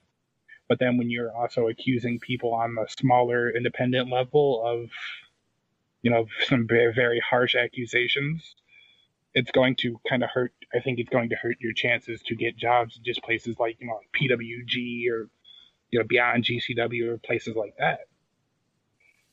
Yeah. Yeah, man. It does turn out to just be kind of like a domino effect when you keep just talking shit like that. But like I said, as far as the apology, I think he's doing everything he can to save his career, and I don't blame him. Sure. Yeah. And that's kind of the sad thing is it's not like the rules are different for anyone else, but like you were saying, you know, like we've been saying, he's a younger guy, and unfortunately it's like just kind of a sign of the times. It's just a matter of, with social media being as prevalent as it is, any type of situation that you're going through, any type of anger that you're feeling, like there's almost an expectation or just a normality to venting it, putting it online. Like that's how people are just kind of almost expected or encouraged to behave nowadays. Mm-hmm. So he probably said some things that he felt were very true or very real, and he felt very passionately about it while it was going on. But now he's going to be kind of punished, or he's going to have to deal with how he felt a couple months ago for the next weeks, months, maybe even years moving forward. And that's kind of a rough position to be in, because we all kind of, you know, we've all had that bad day at work where we've come out of work talking a bunch of shit about the job and the people there. But that kind of stuff doesn't typically, we don't have to usually worry about that following us around for the rest of our life. So it's kind of a rough situation to be in that regard. Yeah. Yeah. And plus, he's, you know, all due respect, he's not a big enough star where the industry looks at him as being worth the headache. Mm-hmm. Like literally, like if, you know, you can be Steve Austin, take your ball home. You can be Hulk Hogan and say racial shit on camera, but because of your legacy, because of who you are, and because of the fact that they know they can still squeeze money out of you, you'll always be welcomed back with open arms. They're looking at this dude as a head case, and he's not worth the hassle. Yes, he's talented, but he's just another flippity flip guy to them when they signed him. Right. I mean, I hate to break. I don't mean to break me because he's actually talented. I don't mean to break his career down to flippity flip, but that's all they saw him as, a flippity flip guy. Right. Yeah, pretty much. And if that's what they see you as, then you're not going to get much of a push in WWE. Along the same lines, you know, of the recently released, Lio Rush put out a statement that basically he's teasing that he's done with wrestling, and that you know, I guess a lot of people right now, considering that considering what's going on with the pandemic, you don't know when you're going to get signed. A lot of guys, let's be honest, they might have to look into make a lot of real life decisions right now in terms of like their job situation. So what do you think about that? I mean, obviously Lio Rush, talented guy, he's still young. I don't think that he's going to peace out on the wrestling business entirely. But what do you think? Because there's a lot of guys out there on the free agent market.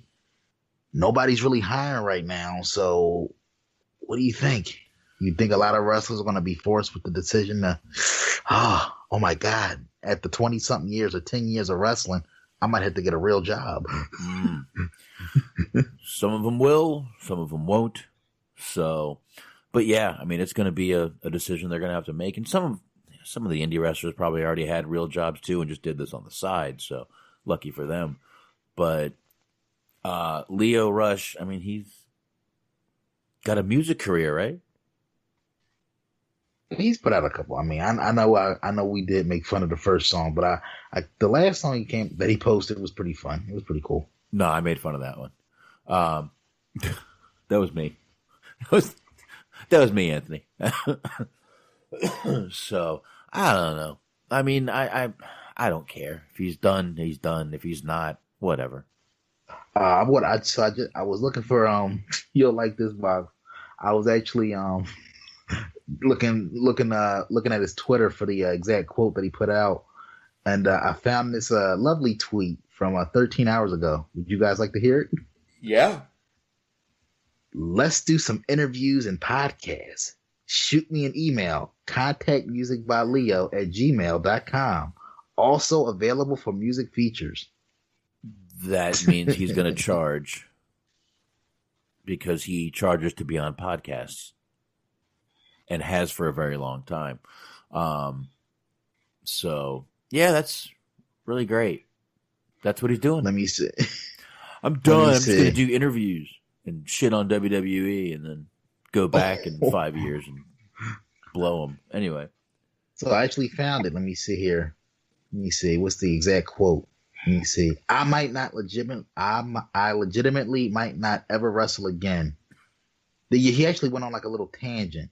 The next tweet was, my shoot interview is going to be insane. So many topics of discussion. 1 week, 5 days. Oh, Jesus.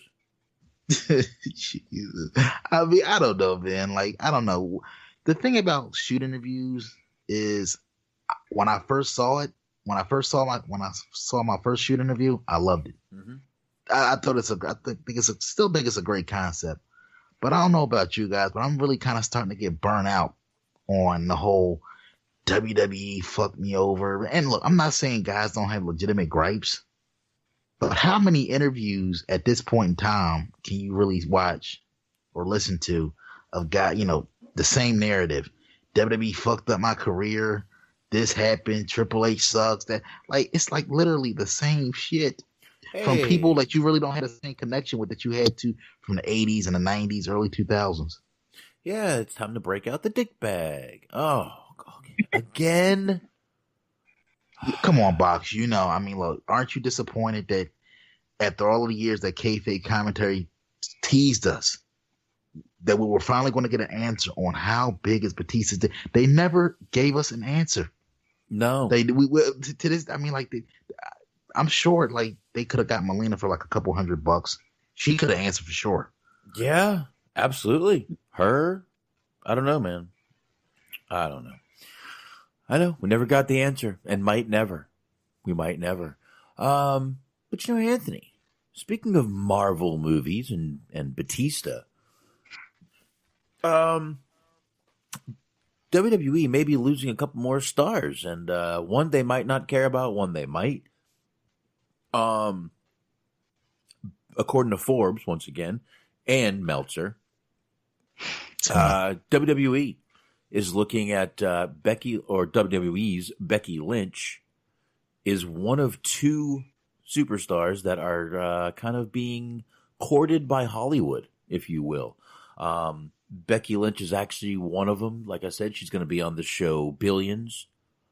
I think that's an Amazon show. But she also is being teased for a Marvel movie. They haven't said which one it was, but she's being teased for that. The other person is Roman Reigns. Roman Reigns has been getting more things that have been offered in acting and might not need WWE soon. That could be another small reason why they're backing off of him. Maybe he's telling them, I've got a lot of other offers, guys. Y'all know who I'm related to, right? Mm-hmm. If you smell what I'm cooking. Happy belated birthday to the great one, by the way. Of course. Man, I feel old as shit. When I saw that shit, like The Rock is 48, I'm like, God damn.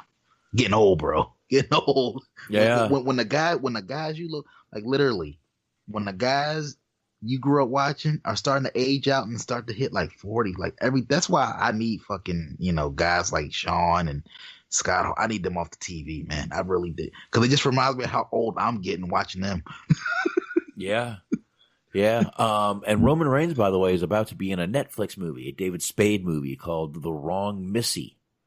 That will be again on Netflix, and he's actually getting a lot of things. He did Hobbs and Shaw. I heard he didn't have a huge part, but I don't know. What do you guys think of listen, this would just be another star that WWE let free that would go to Hollywood. I mean, we've got Cena, we've got Batista, we've got, you could even say Ventura. I mean, Jesse Ventura, definitely, he's done a ton of movies.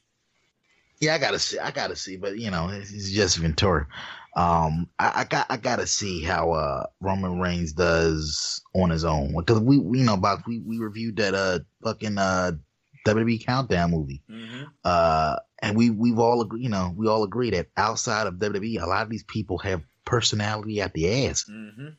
I don't know if either one of you ever saw Trainwreck, but fucking John Cena was hilarious in that. Compared to like the Marine, that was Trainwreck is fucking awesome. Because he got to show more of his natural personality. Right. But as far as the Reigns thing, I'm going to reserve judgment until I see him have more than like 2 lines worth of dialogue. Because I get it. You know what I mean? To see if he got some chops, see if he got a presence on TV. I'm sorry, on camera as far as the movie roles. Because a lot of people have done movies in wrestling.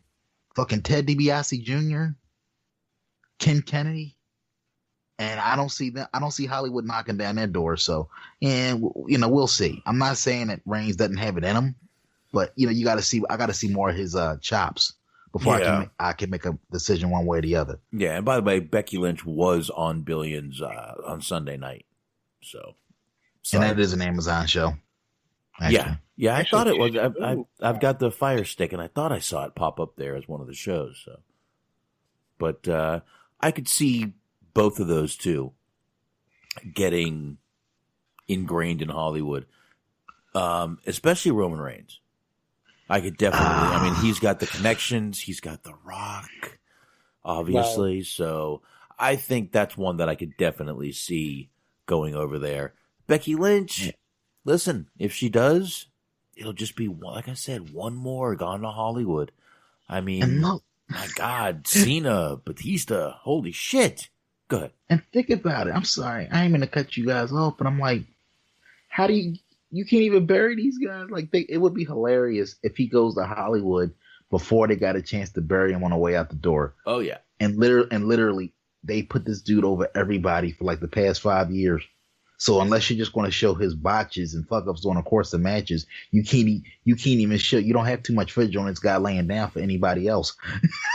Yeah. Same thing with Becky over the past year and a half. Mm-hmm. Literally, this is why it's never smart to put all of your eggs in one basket. Whether it's the Cena basket, whether it's the Roman Reigns basket, whether it's the Becky basket. Because even at the height of Hulkamania, you still had your Macho Mans, you still had your Roddy Pipers, you still had your Ultimate Warriors, you still had your Jake the Snakes, Mr. Perfects, etc., etc. You had a mix of everybody to where anybody could main event any given card. Obviously, Hogan was the guy that people were coming to see, but you had a nice mix of guys that you could cycle in and out of main event type situations from show to show. Now it's like, to the point now where it should never, a wrestling show should never feel like it's going to collapse if one person isn't there. Mm-hmm. And even though, I know WWE is a brand and it's like it's such a big machine now that everybody's like replaceable. But the show still suffers when certain individuals aren't around. Right. So it's like, even though the brand is what sells, when certain guys are not around, it affects the pacing of the show, that affects the quality of the show, because then they're forced to push people that they treated like shit for the past 6 months or however long, because they wanted to make these other people who are no longer around look good. Yeah. Well, I don't know. Spark, what you got? I totally agree with that, but it's you kind of run into problems either way you do it, because either you sacrifice a bunch of people in the name of getting one or two people over, or if you try to make everybody look strong or everybody look credible, then you get accused of all 50-50 booking thing. I think more than anything, it's just that there's a lack of, like we were talking about, new people. Like, they'll get behind one new person, whatever the new hot flavor is, and they'll just run them down your throat until you're sick of them, and then they'll pick another new person.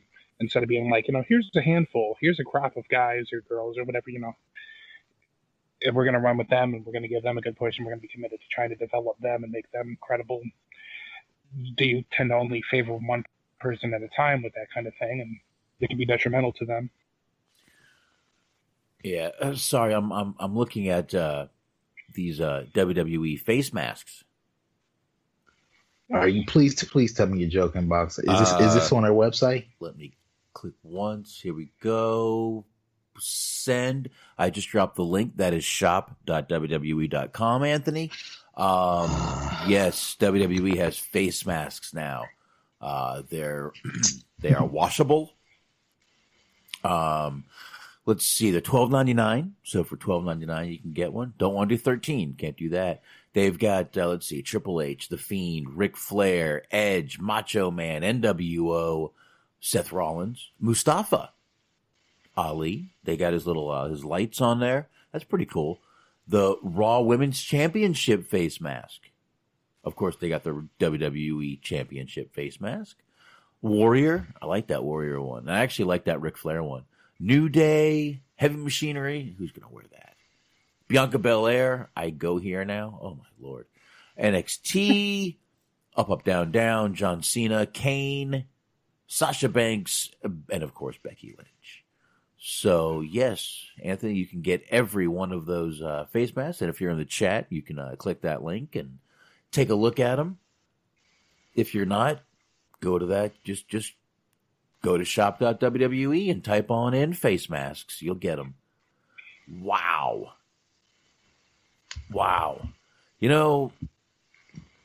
I would say they're late, but they got to listen, they had all these designs they had to come up with, and then they had to fucking get them made, and they had to get them printed. I'm sure it was a fucking nightmare, and I'm sure they probably got them from overseas, so.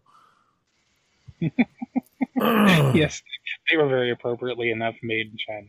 I'm sure they were made in China, possibly Taiwan, who knows. But, yeah, WWE is now in the face mask business. They look like they're cloth. But listen, some of them are pretty cool designs. The Fiend one, that's kind of cool. Are you guys looking at these? Yeah. The Fiend one's pretty cool. The Fiend one is that Macho Man. I would fucking definitely do that. Let's see here. Like I said, the Warrior one. That would be one I would get. That's about it. And you know what? I might get the Man one just so people call me the Man. Because not a lot of, if you're not a wrestling fan, you got no clue what the fuck that is. No. If this were the Attitude Era, they should have like a panty version of these same masks, except one specifically for Mandy. Eat here. Oh, yeah, I'd be all over that one. Yeah. Yeah, lick this or something. Oh, my God. Yeah. Man, she's just... Anyway. Yeah. Anyway. So, yeah, what do you guys think? WWE? Face masks. You guys got any there that you wear? I can't say really, but I mean, probably the Warrior one. Yeah, the Warrior one. Honestly, just for nostalgia purposes, I would wear I feel like they should have like more of a retro line. Like if they did like a Jake Snake design or a Piper design, Macho Man. Well, they have a Macho Man in there. Oh yeah, I'm sorry you did say Macho Man, but Macho Man one and a Warrior one for sure. Yeah, that's about it. Smark, you see any on there you'd wear? Rock. Well, I mean, why could I wear those when, as Antox has mentioned in the chat room, AEW are making them as well? I could finally have my opportunity to wear a Cody designed face mask. Let's see those. Let's see. I got, of course, Antox popped in the link. And listen, I'm not making fun of WWE for this. This is, listen, this is fucking. Oh, I will say actually, I believe, if memory serves correctly, they're actually donating the proceeds to this to charity. And like 100%, not like the 60% that they do with the breast cancer thing that I like to make fun of them. Yeah, and AEWs are the exact same price, $12.99. Let's see, we've got the AEW logo, Orange Cassidy, looks like a pair of jeans. Oh, my God. Young Bucks, which is basically a deer with the Young Bucks shit on it. Matt Hardy, Chris Jericho, La Champion. We got a Cody mask, of course. It's got his tattoo on it. Inner Circle, John Moxley. Let's see, Dustin Rhodes says keep on steppin'.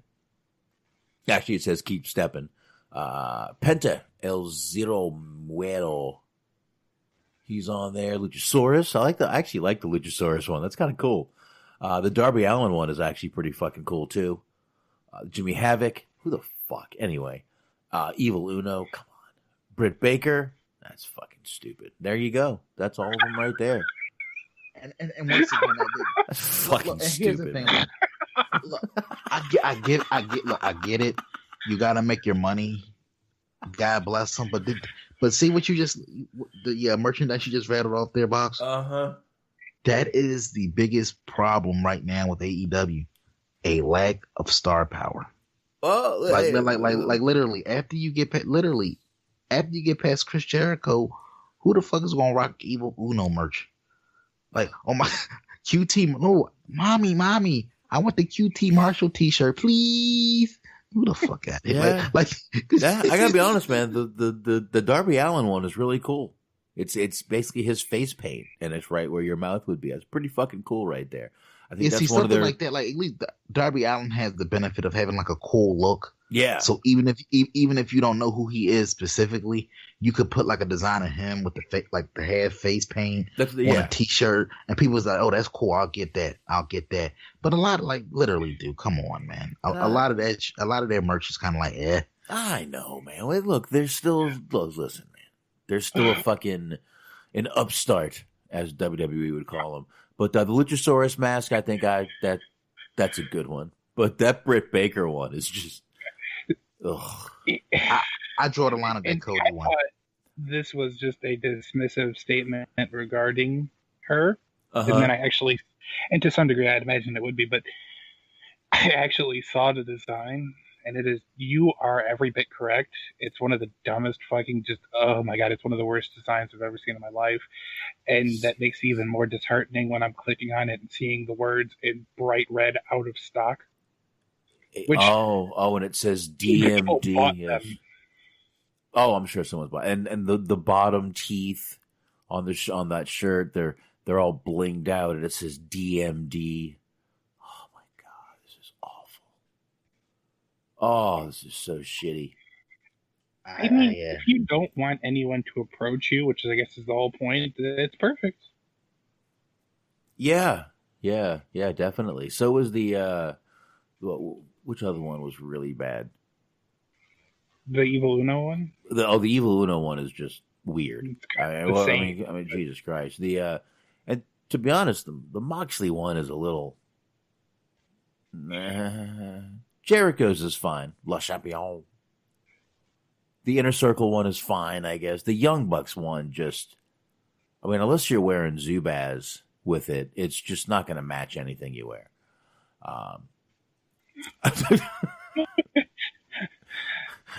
Fashion Tips is literally the last place I thought we were going to go down tonight. Well, I mean, you really have to have a little bit of fashion sense when you're rocking your face mask all day.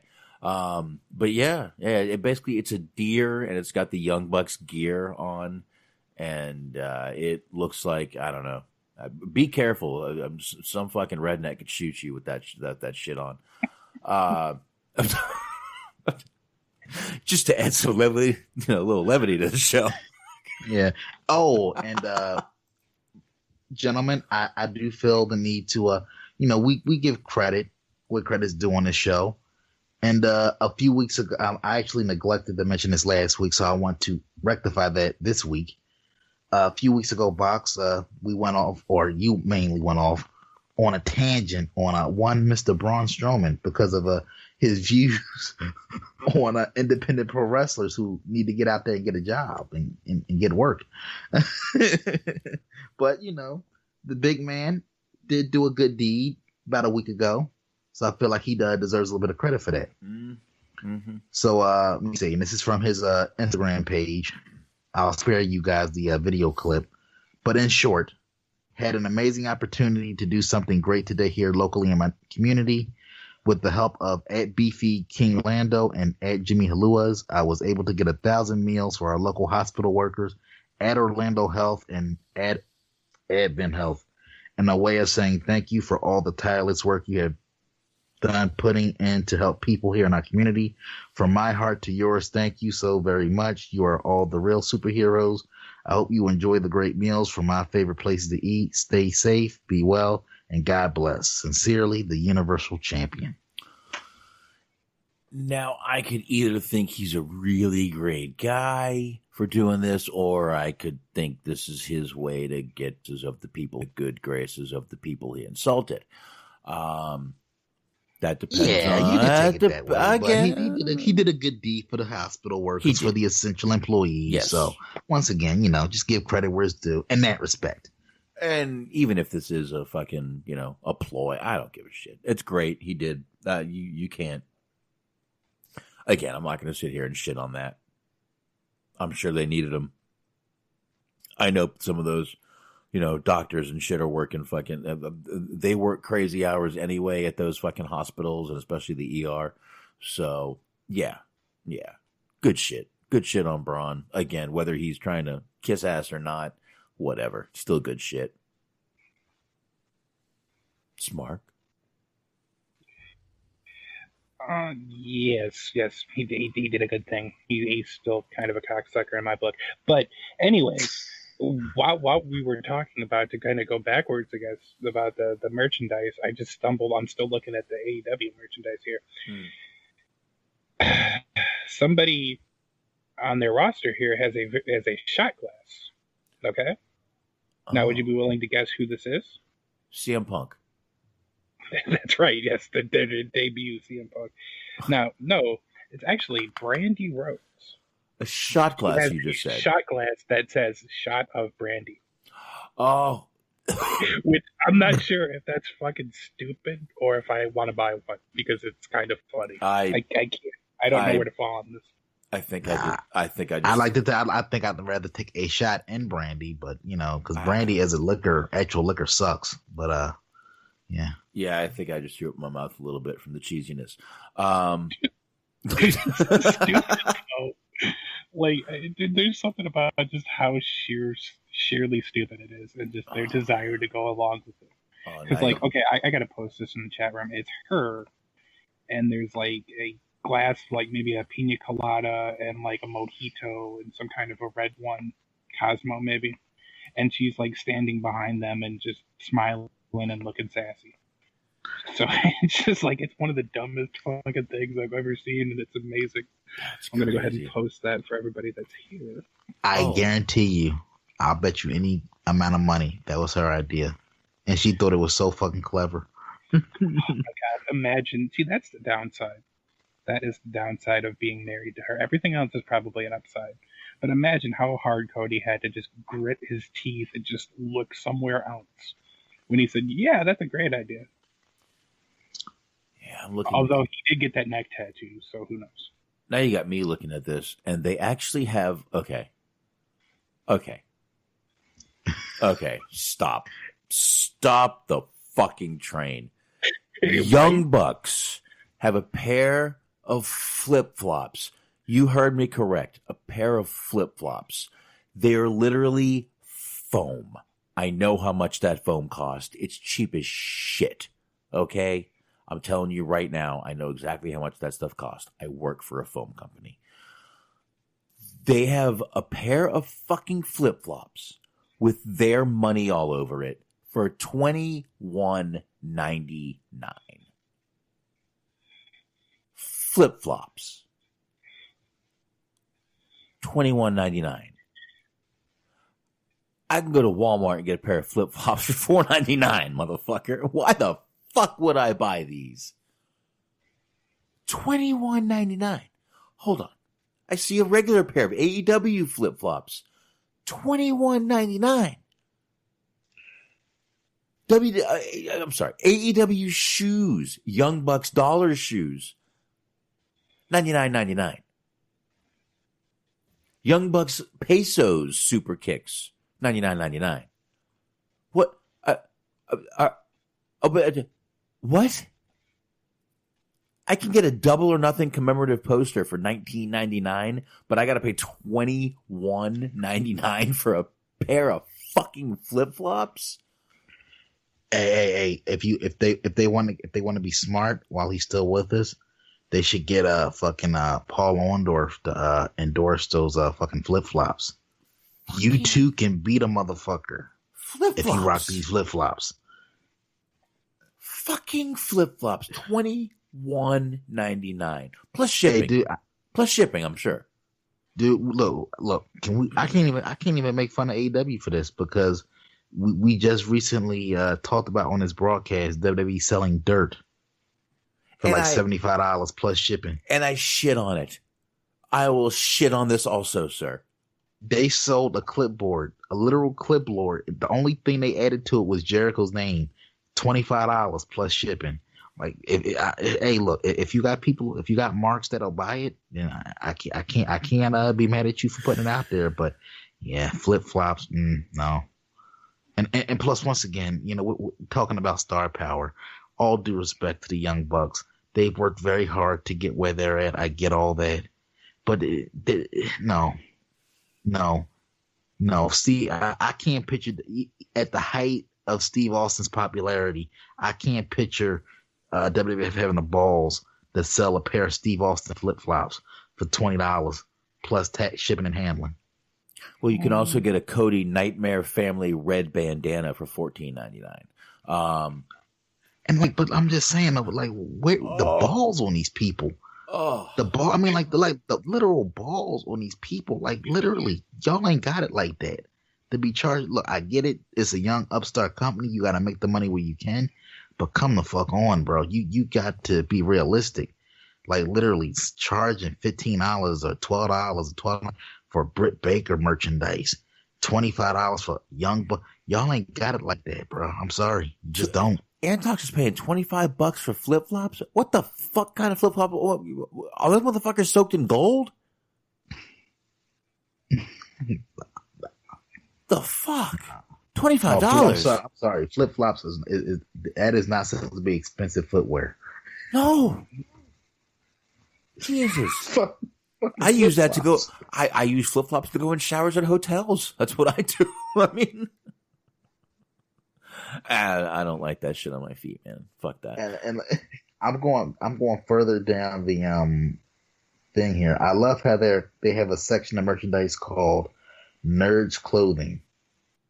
Oh, those things are fucking expensive, sir. If you're talking about those jackets, I mean, they're nice jackets, but oh boy.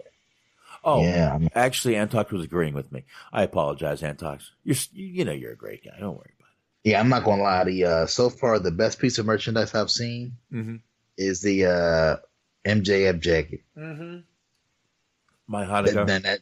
My Hanukkah was better than yours. Is that one? Jacket. Yeah. I'm sorry, that's what you say. Was that the My Hanukkah was better than yours? There's a sweatshirt that has that on. Yeah, that's a good one. I like that one. But all right, we're starting to get a little late here, guys, and I got to be up soon. But we do still have some. To be honest, guys, I think we hit everything on Raw we needed to talk about during this news. Yeah. I mean, I guess the Rollins, and we'll get into predictions on Friday. But I'm trying to think. The only thing I did like the little spot of Nia going through the table. Like, they kind of played her off like a little fat girl. Like, oh my God, no, you bitches didn't. And then they, yes, we did. And she just kind of sat there. Yeah. Like that was kind of fun. MVP, the MVP thing. What are you guys thinking of him?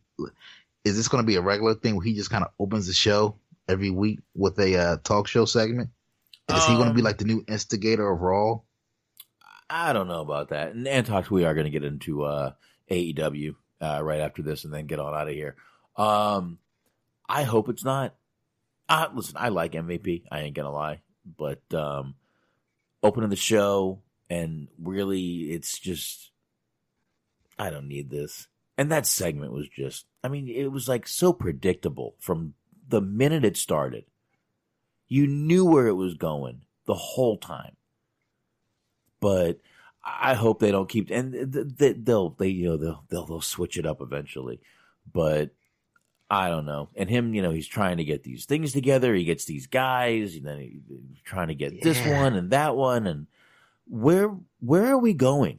I understand the tag team, but I don't know. Too much MVP. Yeah, Too much MVP is bad. I need MVP in moderation. Moderation, Vontavious Porter. That's what it should be. I like that one.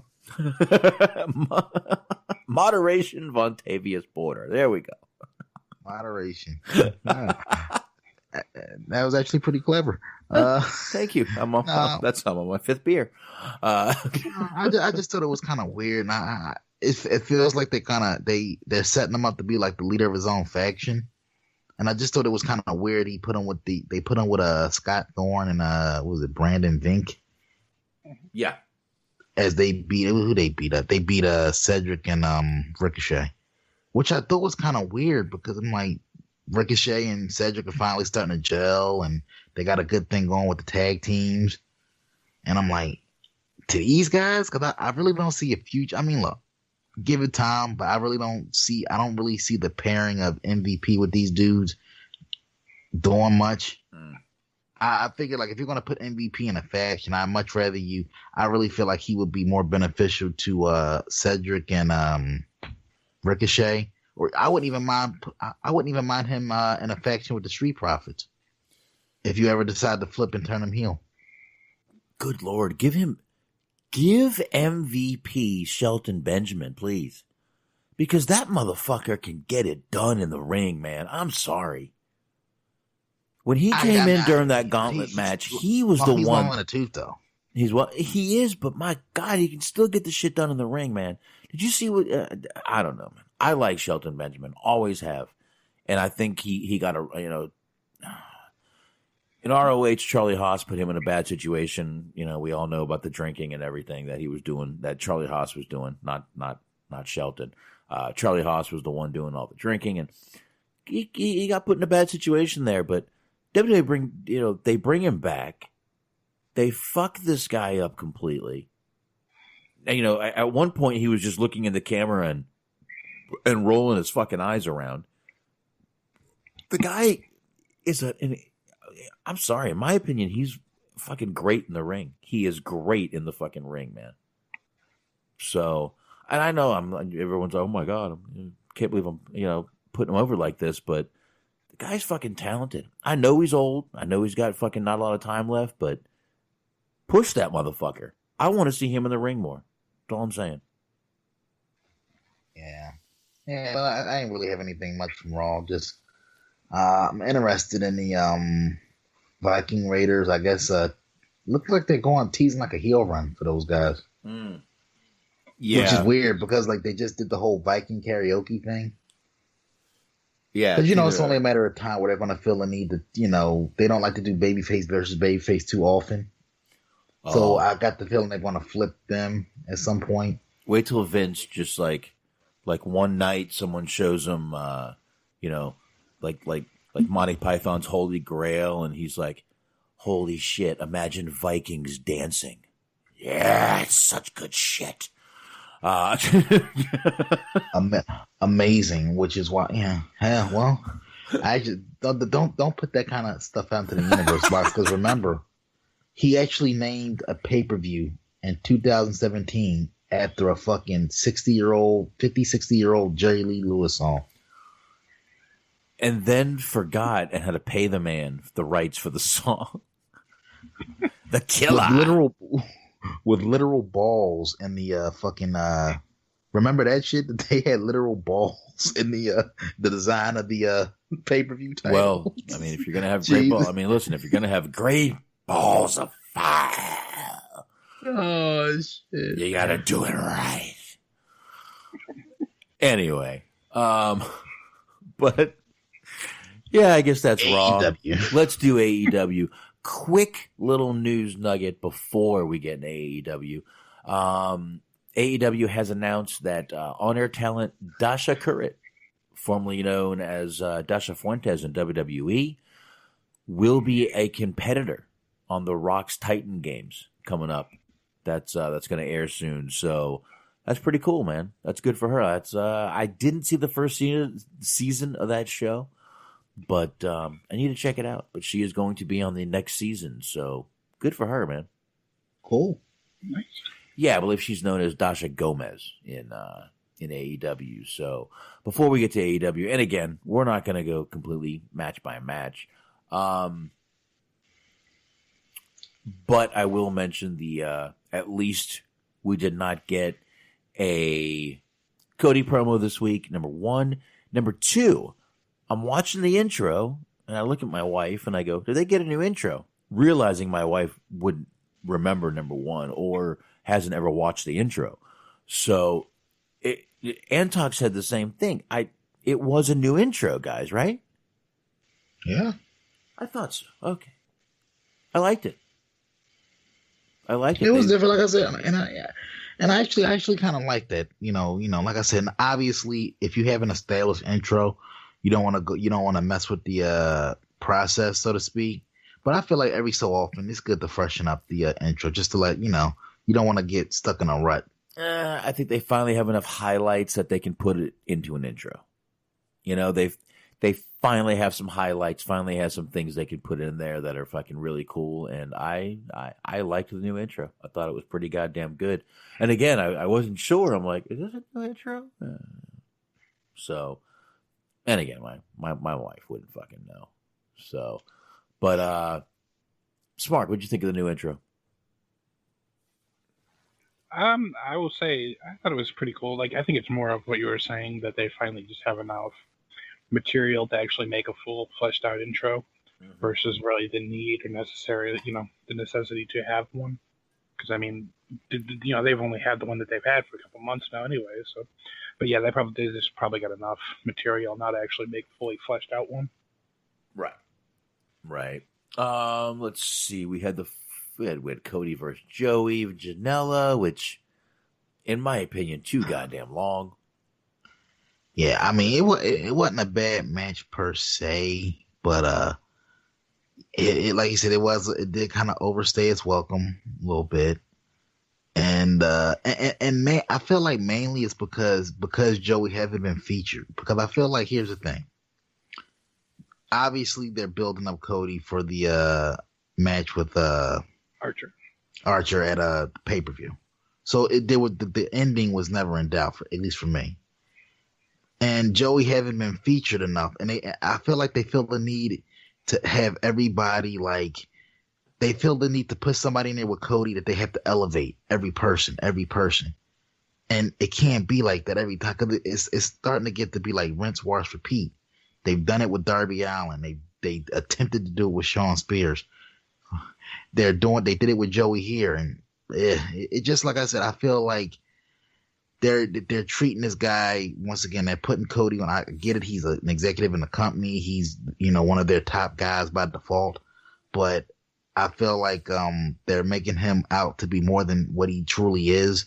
He's not a guy that's, in my opinion, going to elevate somebody to that next level. He's very good in the ring, but what do you guys think about them making him the guy to give somebody the rub?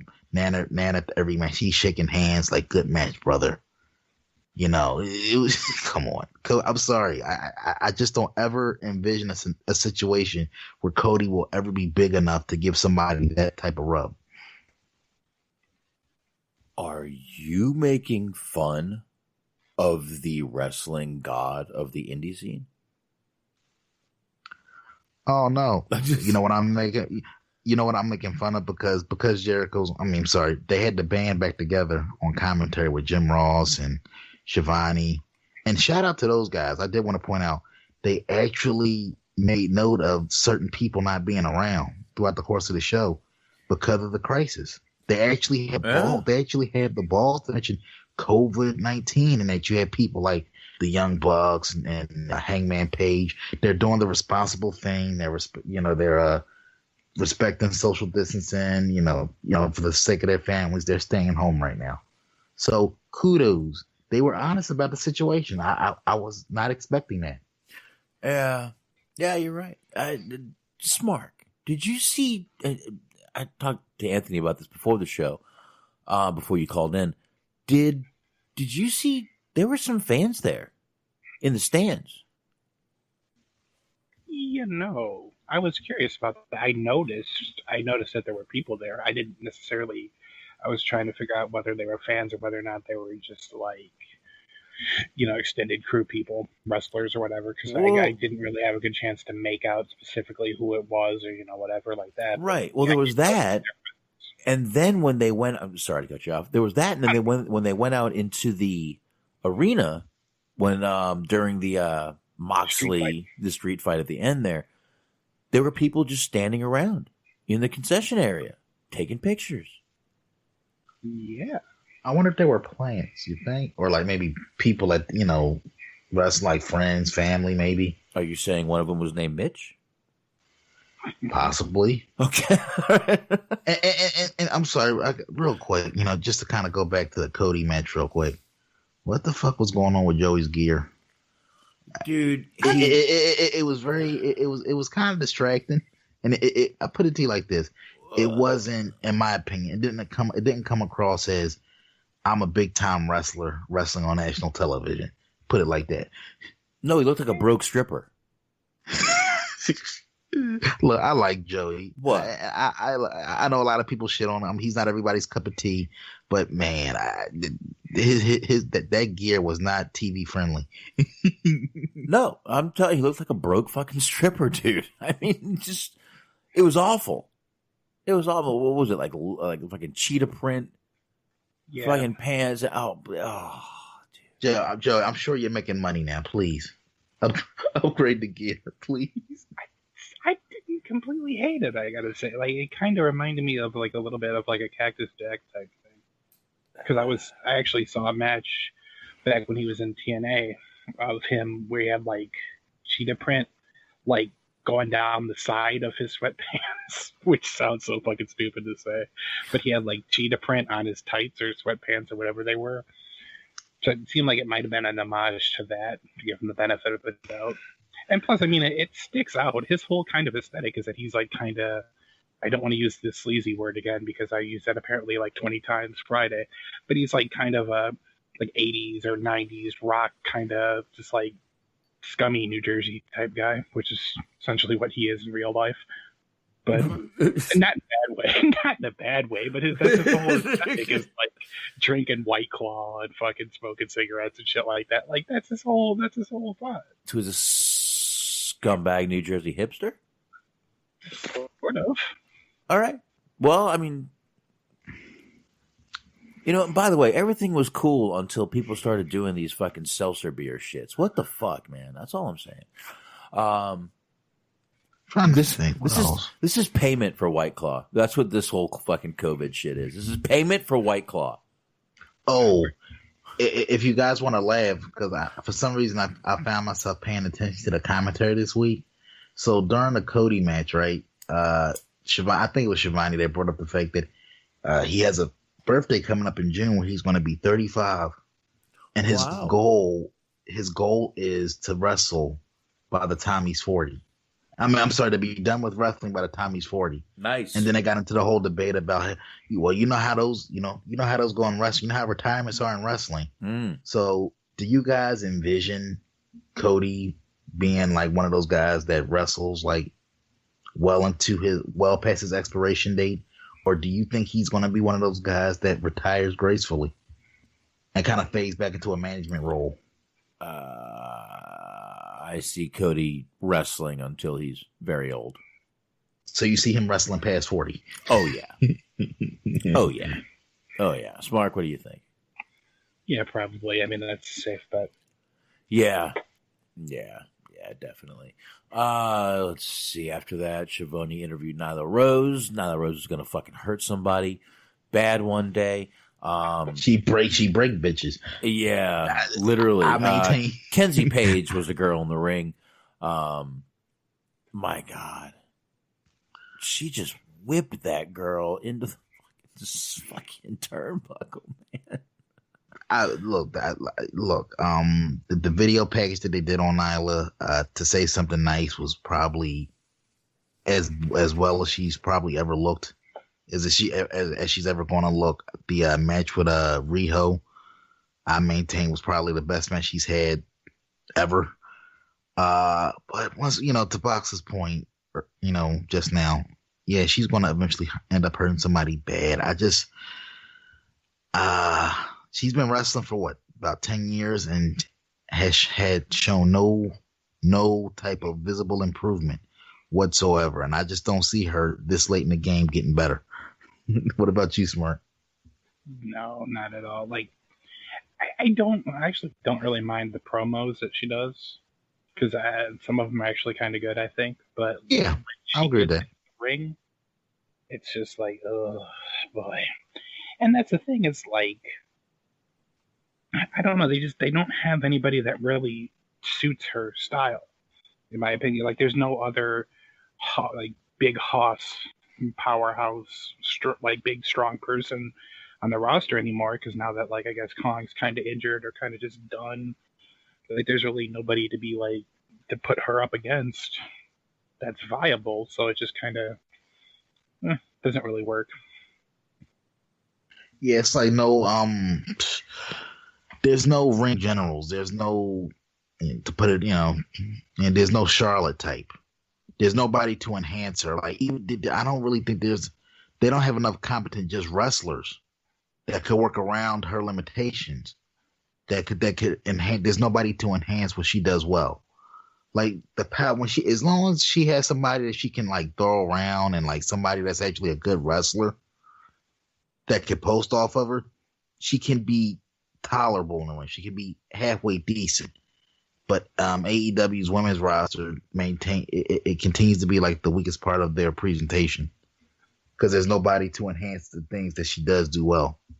Sure. And I mean, right now it's kind of, you can't completely blame them, because not a lot has changed, but there hasn't really been a lot of an opportunity to kind of continue to bring in new people to try out, just circumstantial. Yeah, man. All right. Sorry, guys. Fucking almost 11:45, and I hear my kids still in there talking. What the fuck's going on? So, anyway, did you guys get through the Nyla thing, or? Yeah, unless you had we basically just agreed that, she's been wrestling for 10 years and she's not going to get any better at this point. It is what it is. Yeah. Totally agree. Once again, great MJF little promo there. No, seriously. Look, dude, this man name dropped Flair, Piper, The Rock, and I liked how he kind of threw in that twist. Yeah, those guys were great, but I'm better, and you know it.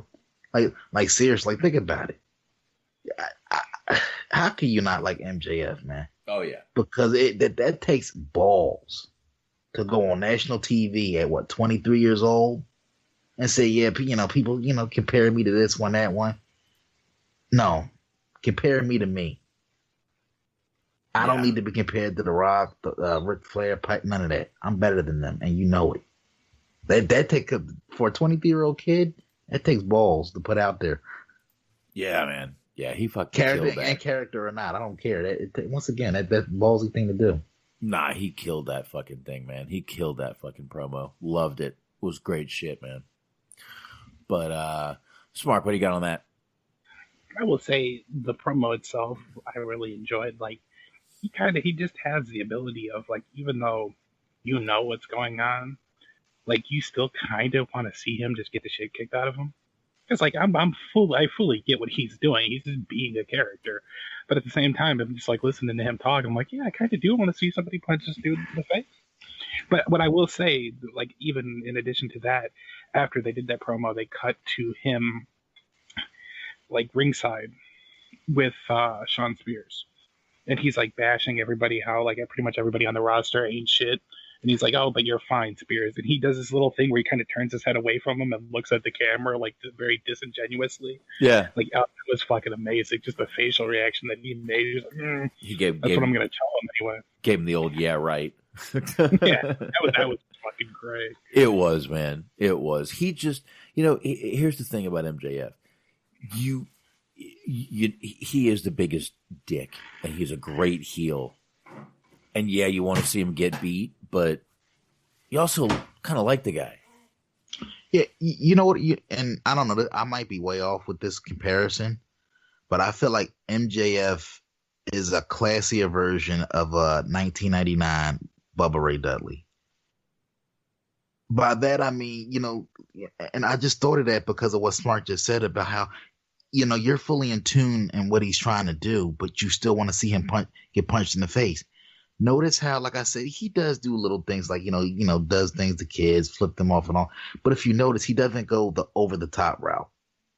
He doesn't go because if you go back and listen to some of those promos from the Dudleys back in the day, those were fucking vicious. Those were hardcore. And like when you're calling people faggots and, talking about, this is a mom that taught a daughter how to suck. It doesn't really take, that doesn't take a lot of talent to get that level of heat from people. When you take things that far, this guy's on national TV pushing the envelope as far as you can push it in 2020 and getting that same level of heat, that same level of reaction, but not to the point of we got to kick this guy off TV. We got to ban him from pay-per-view. Yeah. That to me is the truth. As I'm getting older, I look back on certain and as much as I love the Dudley shit from back in the day, it did that to me. What MJF is doing now is showing like the true art of how to get heat while still staying in like the parameters that have been set forth in 2020 in terms of good taste and being PC and politically incorrect, blah, blah, blah. No, just knowing where to draw the line. Yeah, man. Yeah. He's definitely got, like he said, he's got the it factor in his pinky. I don't know about, the names he mentioned while he was doing it, but we will see. He has time. He's young. And for him to be as creative and clever in some of his promos that he is at this age, he's only going to get better. Only going to get better. Which is scary. It really is, man. It's fucking scary as shit. But the guy is fucking amazing. Smart, did you speak on that or no?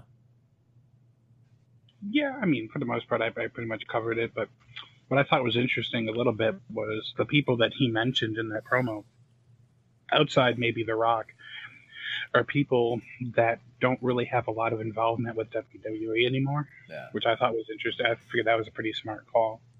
You mentioned Piper. Obviously, Piper doesn't have much involvement with anybody right now, but there's Piper, Flair, and The Rock. So not people that they don't really put on WWE TV that much right now or these days. Yeah, and we did find out a little bit after that I'd get into the Sean Spears thing, but I thought that video was really stupid. I couldn't tell if he was shitting on Cody or putting over Lance Archer. Less said about Sean Spears, better. Okay. Well, then. I'm sorry. Go ahead, boss. No, I was going to say, well, then let's just get into the next segment where Tony Schiavone is down there because we did find out that MJF will face Jungle Boy at Double or Nothing. Should be a good match. Obviously, once again, that's one of those matches where the ending should not be in doubt in terms of who's going to go over. Mm-hmm. But it should be a good match. Nice little mix of styles. You got MJF, very much a not ground and pound, but technical based wrestler. He's gonna get the most out of the lease. Yeah. And Jungle Jack Perry is going to create movement. He's going to be the firecracker, the Spitfire in the match, if you will. There you go. All right. I guess we'll find all that out. But I think it'll be a good match too. I definitely do. Yeah. Now, I gotta say, is the Moxley match up next? Yes, it is. I gotta say, look, I understand, like, I know the Moxley thing coming through the crowd is playing off, what he used to do in the Shield, and he's an outsider, he's different, he's wild, I get all that. But given AEW's been very good about, how they've been shooting to make it not, to make you forget about them being in a big ass empty building. I really feel like until things get back to normal, they shouldn't have Moxley do the crowd entry, at least not in this building, because it came across very bushly watching him come through the ring, and you see like 2-3 people. It felt like a CZW show in 2020. That's not fair. Maybe 2018, 2019, 19, yeah. When we still were drawing crowds to places, but I don't know. It just kind of came across like a little bush league. I get the circumstances, so I'm not shitting on that aspect of it. But just from a television perspective, Moxley's entrance to the crowd always comes across better when he's surrounded by people. It does, but like you said, circumstances, it still came off decent. I'm not going to say all that, but and sucks. Yeah, I know Nia has hurt a lot more people than Nyla Rose has. We've shit on Nia for that, so we shit here on people when it's worth it. And I am waiting for the day Nyla really does hurt somebody badly. Anyway, just to clear that up. And I did mention it, so you're going to have to take it easy, pal. We shit on Nia. I will. Yep. Have a reputation. You don't have to have a reputation of injuring people to make one big mistake. Because I hate, not to keep bringing it up, but who ever said anything bad about D'Lo Brown? And that's not really his fault. It was just a freak accident, but you only need one match to make a really big mistake. Yeah, don't put that. And I'm not betting. Don't put that on. No, I was gonna say don't put that on D'Lo. He feels horrible about that. Oh no, I feel bad for him because unfortunately that's what he's going to get every interview that he does. Yeah, and and like I said, Antox, as far as my piece on it, I'm not going to backtrack from anything I said, because here's the thing. Yes, I get the point about Nia having like a worse track record than Nyla when it comes to hurting people in the ring. But when you're a shitty wrestler, which Nyla Rose is, to a D'Lo comparison, all it takes is one fuck up. All it takes is I don't care whether you've been wrestling for 5 years or 5 months, 10 years or 10 days.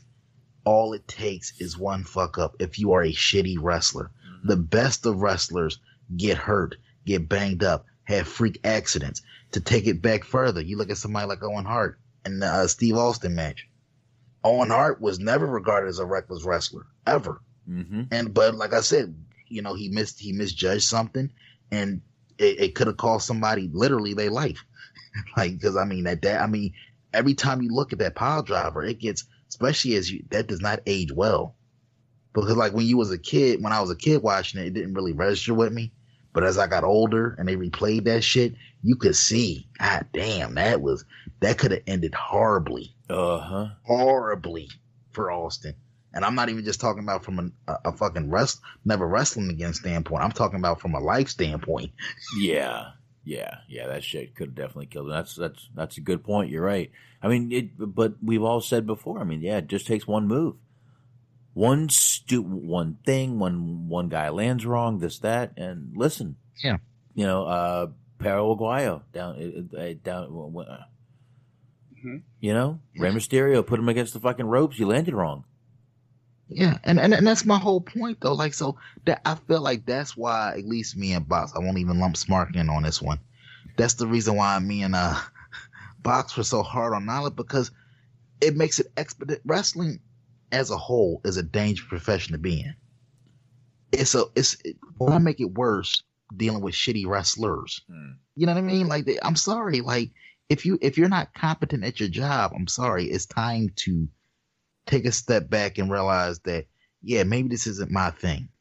If you've been doing something for 10 years, especially, and you're still marginal at best, maybe it's time to reevaluate what you do for a living. If you've been in the game 10 years and the best people can say about your wrestling ability is, yeah, you ain't hurt anybody or you're marginal. Think about Box, how you feel about somebody like Baron Corbin. I don't know how long he's been wrestling, but the same applies. Yeah, he hadn't hurt anybody, but that doesn't mean he's fucking lighting the world on fire either. No, he was, he's got that WWE training. That's all he has. He has nothing else. So yeah, that's why Corbin does that. But anyway, the Moxley match itself was actually good, long, went for like 2 or 3 commercial breaks. After the match, Dark Order attacked him. Once again, Brody Lee was a great addition to this Dark Order.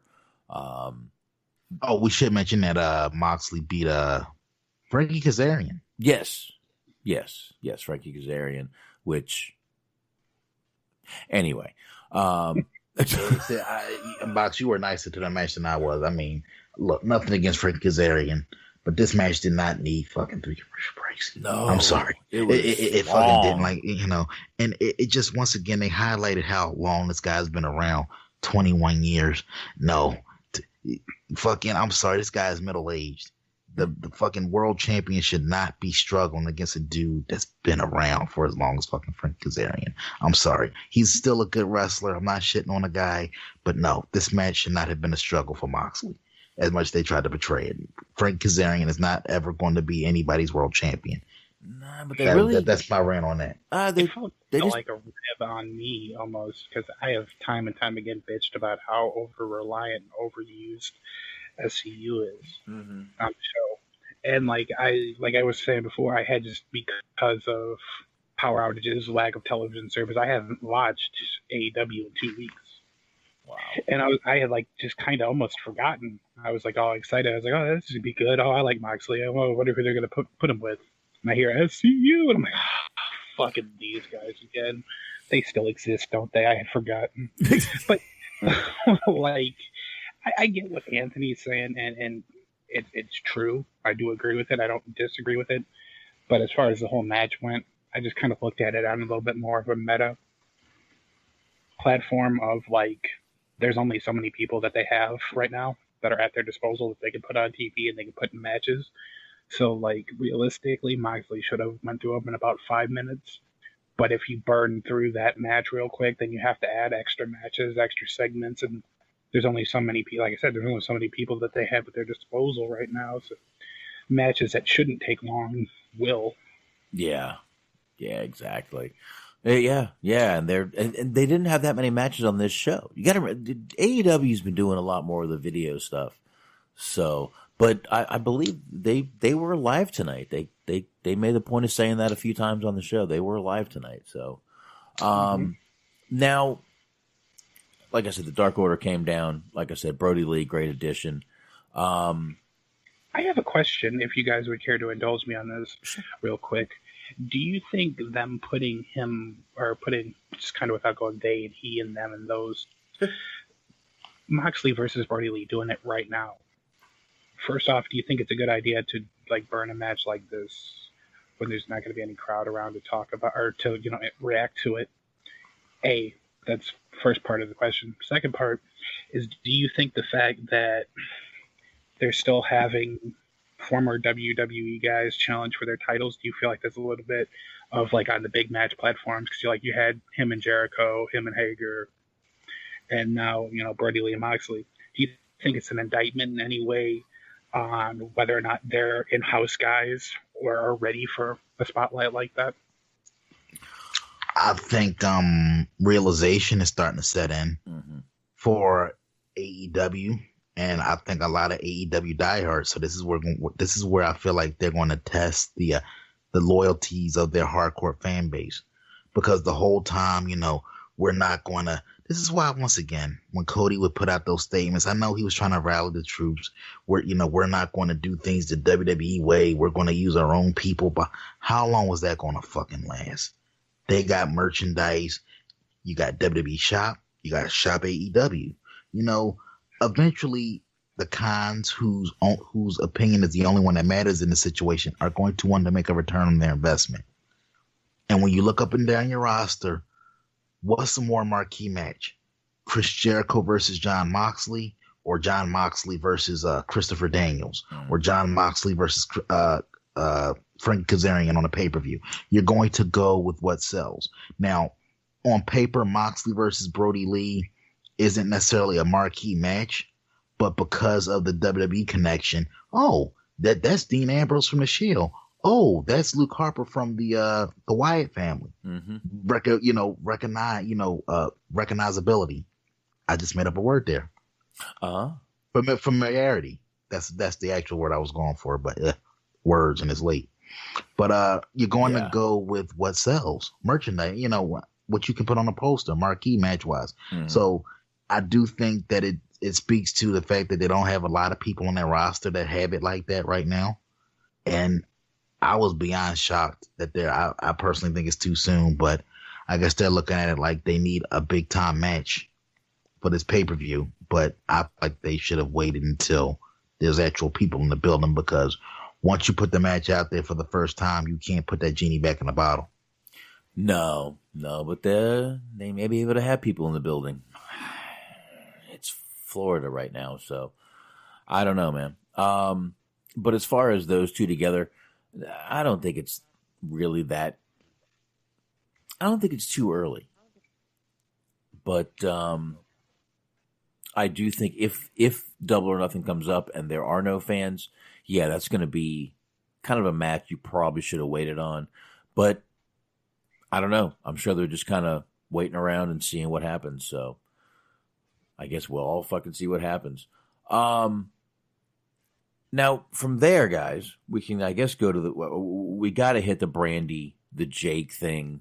We saw the snake tonight. As far as I'm concerned, Brandy is, listen, the girl is beautiful, but not really great at acting or promos or much. She was great lying there with the snake crawling on her. That she was. If that says anything.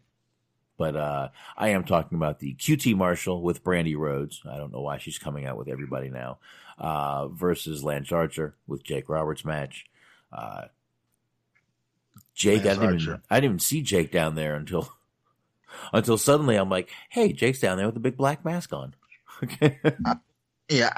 and I gotta say this, man. Like Lance Archer, tremendous talent, great in the ring, but what do you guys think what do you guys think about him having all of these competitive matches this early in his run? Like, once again, and this is no disrespect to QT Marshall, but the same way, Box, you said a couple weeks ago, the match with Colt Cabana shouldn't have been, was it 2 or 3 commercial breaks?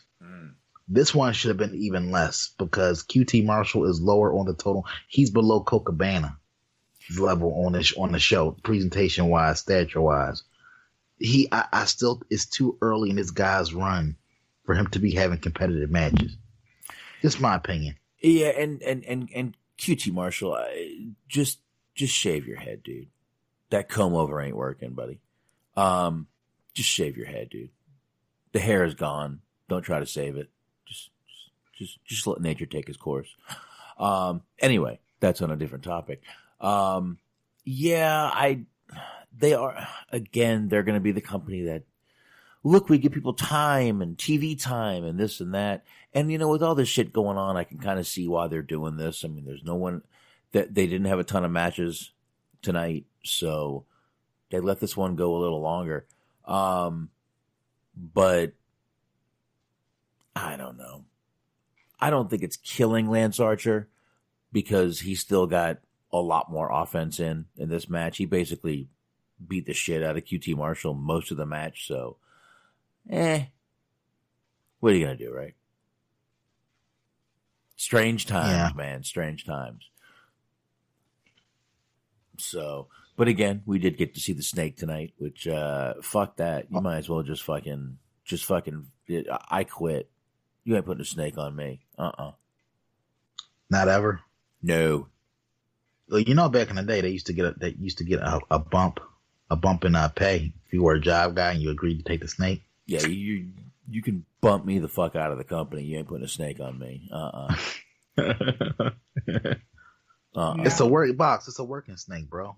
No, that's a real fucking snake. I don't do snakes. Only good snake to me is a dead snake. Done. Especially those pythons, huh? I don't think that was a python. That was what do they call those? I think that was a boa. Oh. I think. Oh yeah. Could have been a python. I don't know. Yeah, I'm talking shit, and I'm like you though. I'm kind of like, I don't do snakes well myself. I'm talking shit about you, and especially because I remember when he would drop the snake on you. A lot of times that snake would be right near the face, and you would actually see the guy on camera like turning his head like, "No, get off my face, get off my face." Dude, when he had that cobra, fuck that shit, dude. Fuck that shit.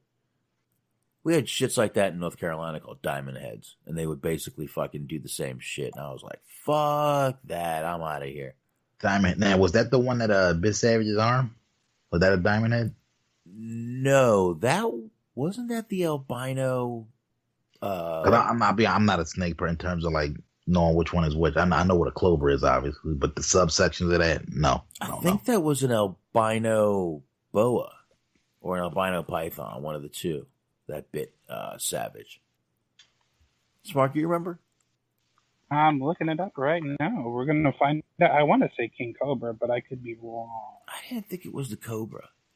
It could have been. It's just, but you know what? It could have been because the other two snakes, one squeezes. Yeah, the other two snakes, one squeezes you to death, and the other one, I don't know. Python is just, I don't know, scary. Yeah, I don't know. Snakes just blah blah blah blah blah.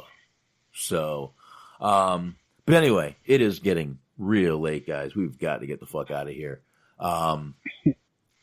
I will say real quick here, while we're talking about this, just kind of chime in on it real quick.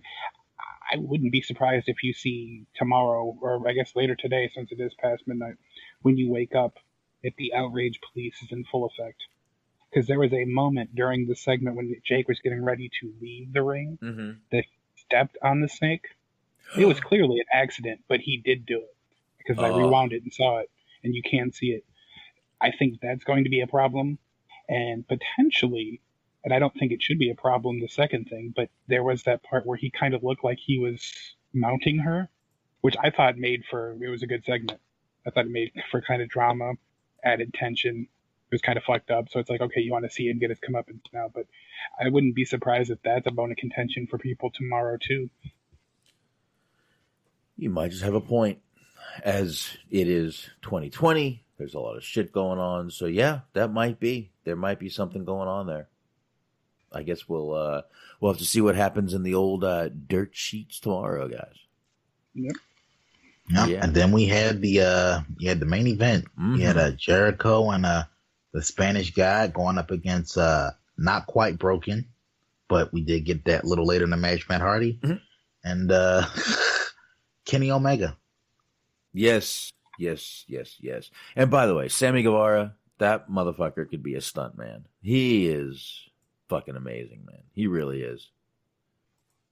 Did you see when that golf cart hit him? Did you see the way he flew off that shit?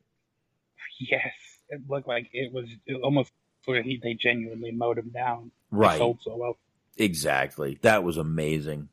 He's a man and a half for taking that. I'm sorry. Man and a fucking half. Yeah, this match was okay when it was in the ring, but when it came out of everything, it definitely, when it came out of the ring and went into the back, into the, I guess that was the Jaguars practice field. Is that what that was, Smart? That's what it looked like, yeah. Yeah. That is when the match really picked up.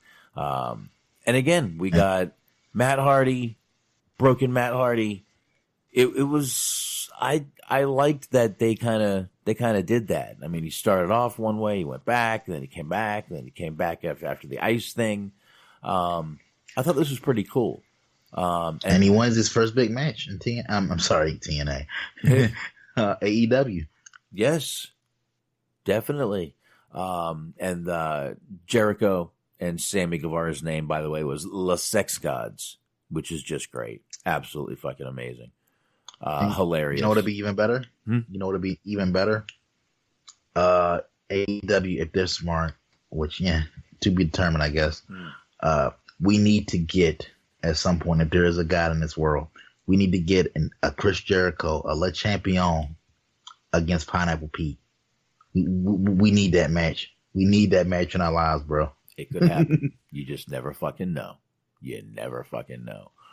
But, I'd like to dig a little more into this. But, Smart, give your opinion on this last little match here.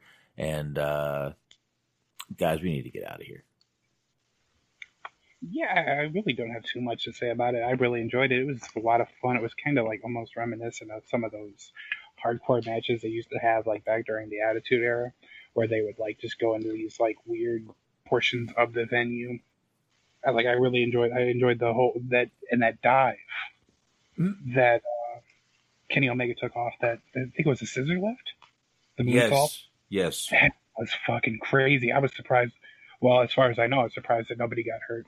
Right. It looked like he landed hard on Hardy and Jericho, I think it was. Yes. Did he land? But yeah, that was a hell of a dive. It was just a lot of fun though. The whole match itself, like you said, once they started getting out of the ring, it really picked up. But yeah, I really enjoyed it. Yeah. Anthony, did you give your thoughts on that? No, overall, I enjoyed the match. I actually gotta, I'll be honest, I have to rewatch it because my signal went out, so I actually missed the finish. So I'll give like extended thoughts on Friday, but I saw the bulk of the match, and what I saw was good shit. And I actually liked the whole metamorphosis from regular Matt to broken Matt. Thought that was a nice little touch. And like I said, Jericho is Jericho, which is always a good thing. Yep. And fucking Sammy Guevara, man, like this, he went from being one of my least favorite at the beginning of this whole AEW experiment to one of the highlights. Yep, definitely. To one of literally, that guy is going to be a star in the making. Absolutely, can't fucking disagree with that. All right, I guess on that note, we're going to get out of here. We will get into the. I see Sasha Baron Corbin bringing up the AEW fine. We'll get into that story also on Friday. I do have that here. So we'll take care of that. But in the meantime, let's go ahead and knock these plugs out, and then we're going to get the hell out of here. Of course, Wrestling OD, the Wrestling Overdose. Check out Shaheen over there at nuclearheatshop.com for his art. You can check out all kinds of stuff, of course, at chairshottees.com, and check out some of Shaheen's media over there at clotheslinedwithad.media.com. Check out the High Marks. Check out Bobby Blades and Bobby Anthem over there on the Inhuman Experience. Unscripted Wrestling, definitely check them out. And of course, stop by Letterboxd, BOXD.com, and check out Stephen Milan over there.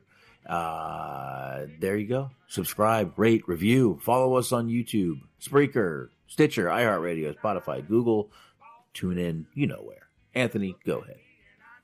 Bottom line, Wrestling Podcast, Jason Clark. Check them out on all available podcast platforms, Google Play, Stitcher, iHeart, TuneIn, wherever you get your podcasts. And also, Rant Time with Ray, available on the same platforms. And Anchor.fm. Subscribe, download, leave a review. Leave them a review, leave us a review, preferably 5 stars. Feel like we earned it. There you go. Absolutely. All right, guys, appreciate it. Chat room, always appreciate it. Downloaders, you know we appreciate you. And that's it, guys. We will be back Friday night for some more fun and hijinks. And see ya! Justice for Ahmaud. Rest in peace, bro.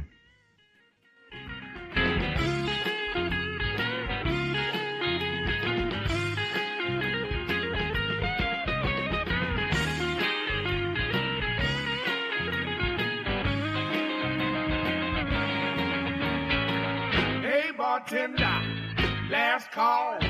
Give one drink to all, and all we're going home. Time to take your drunken ass home.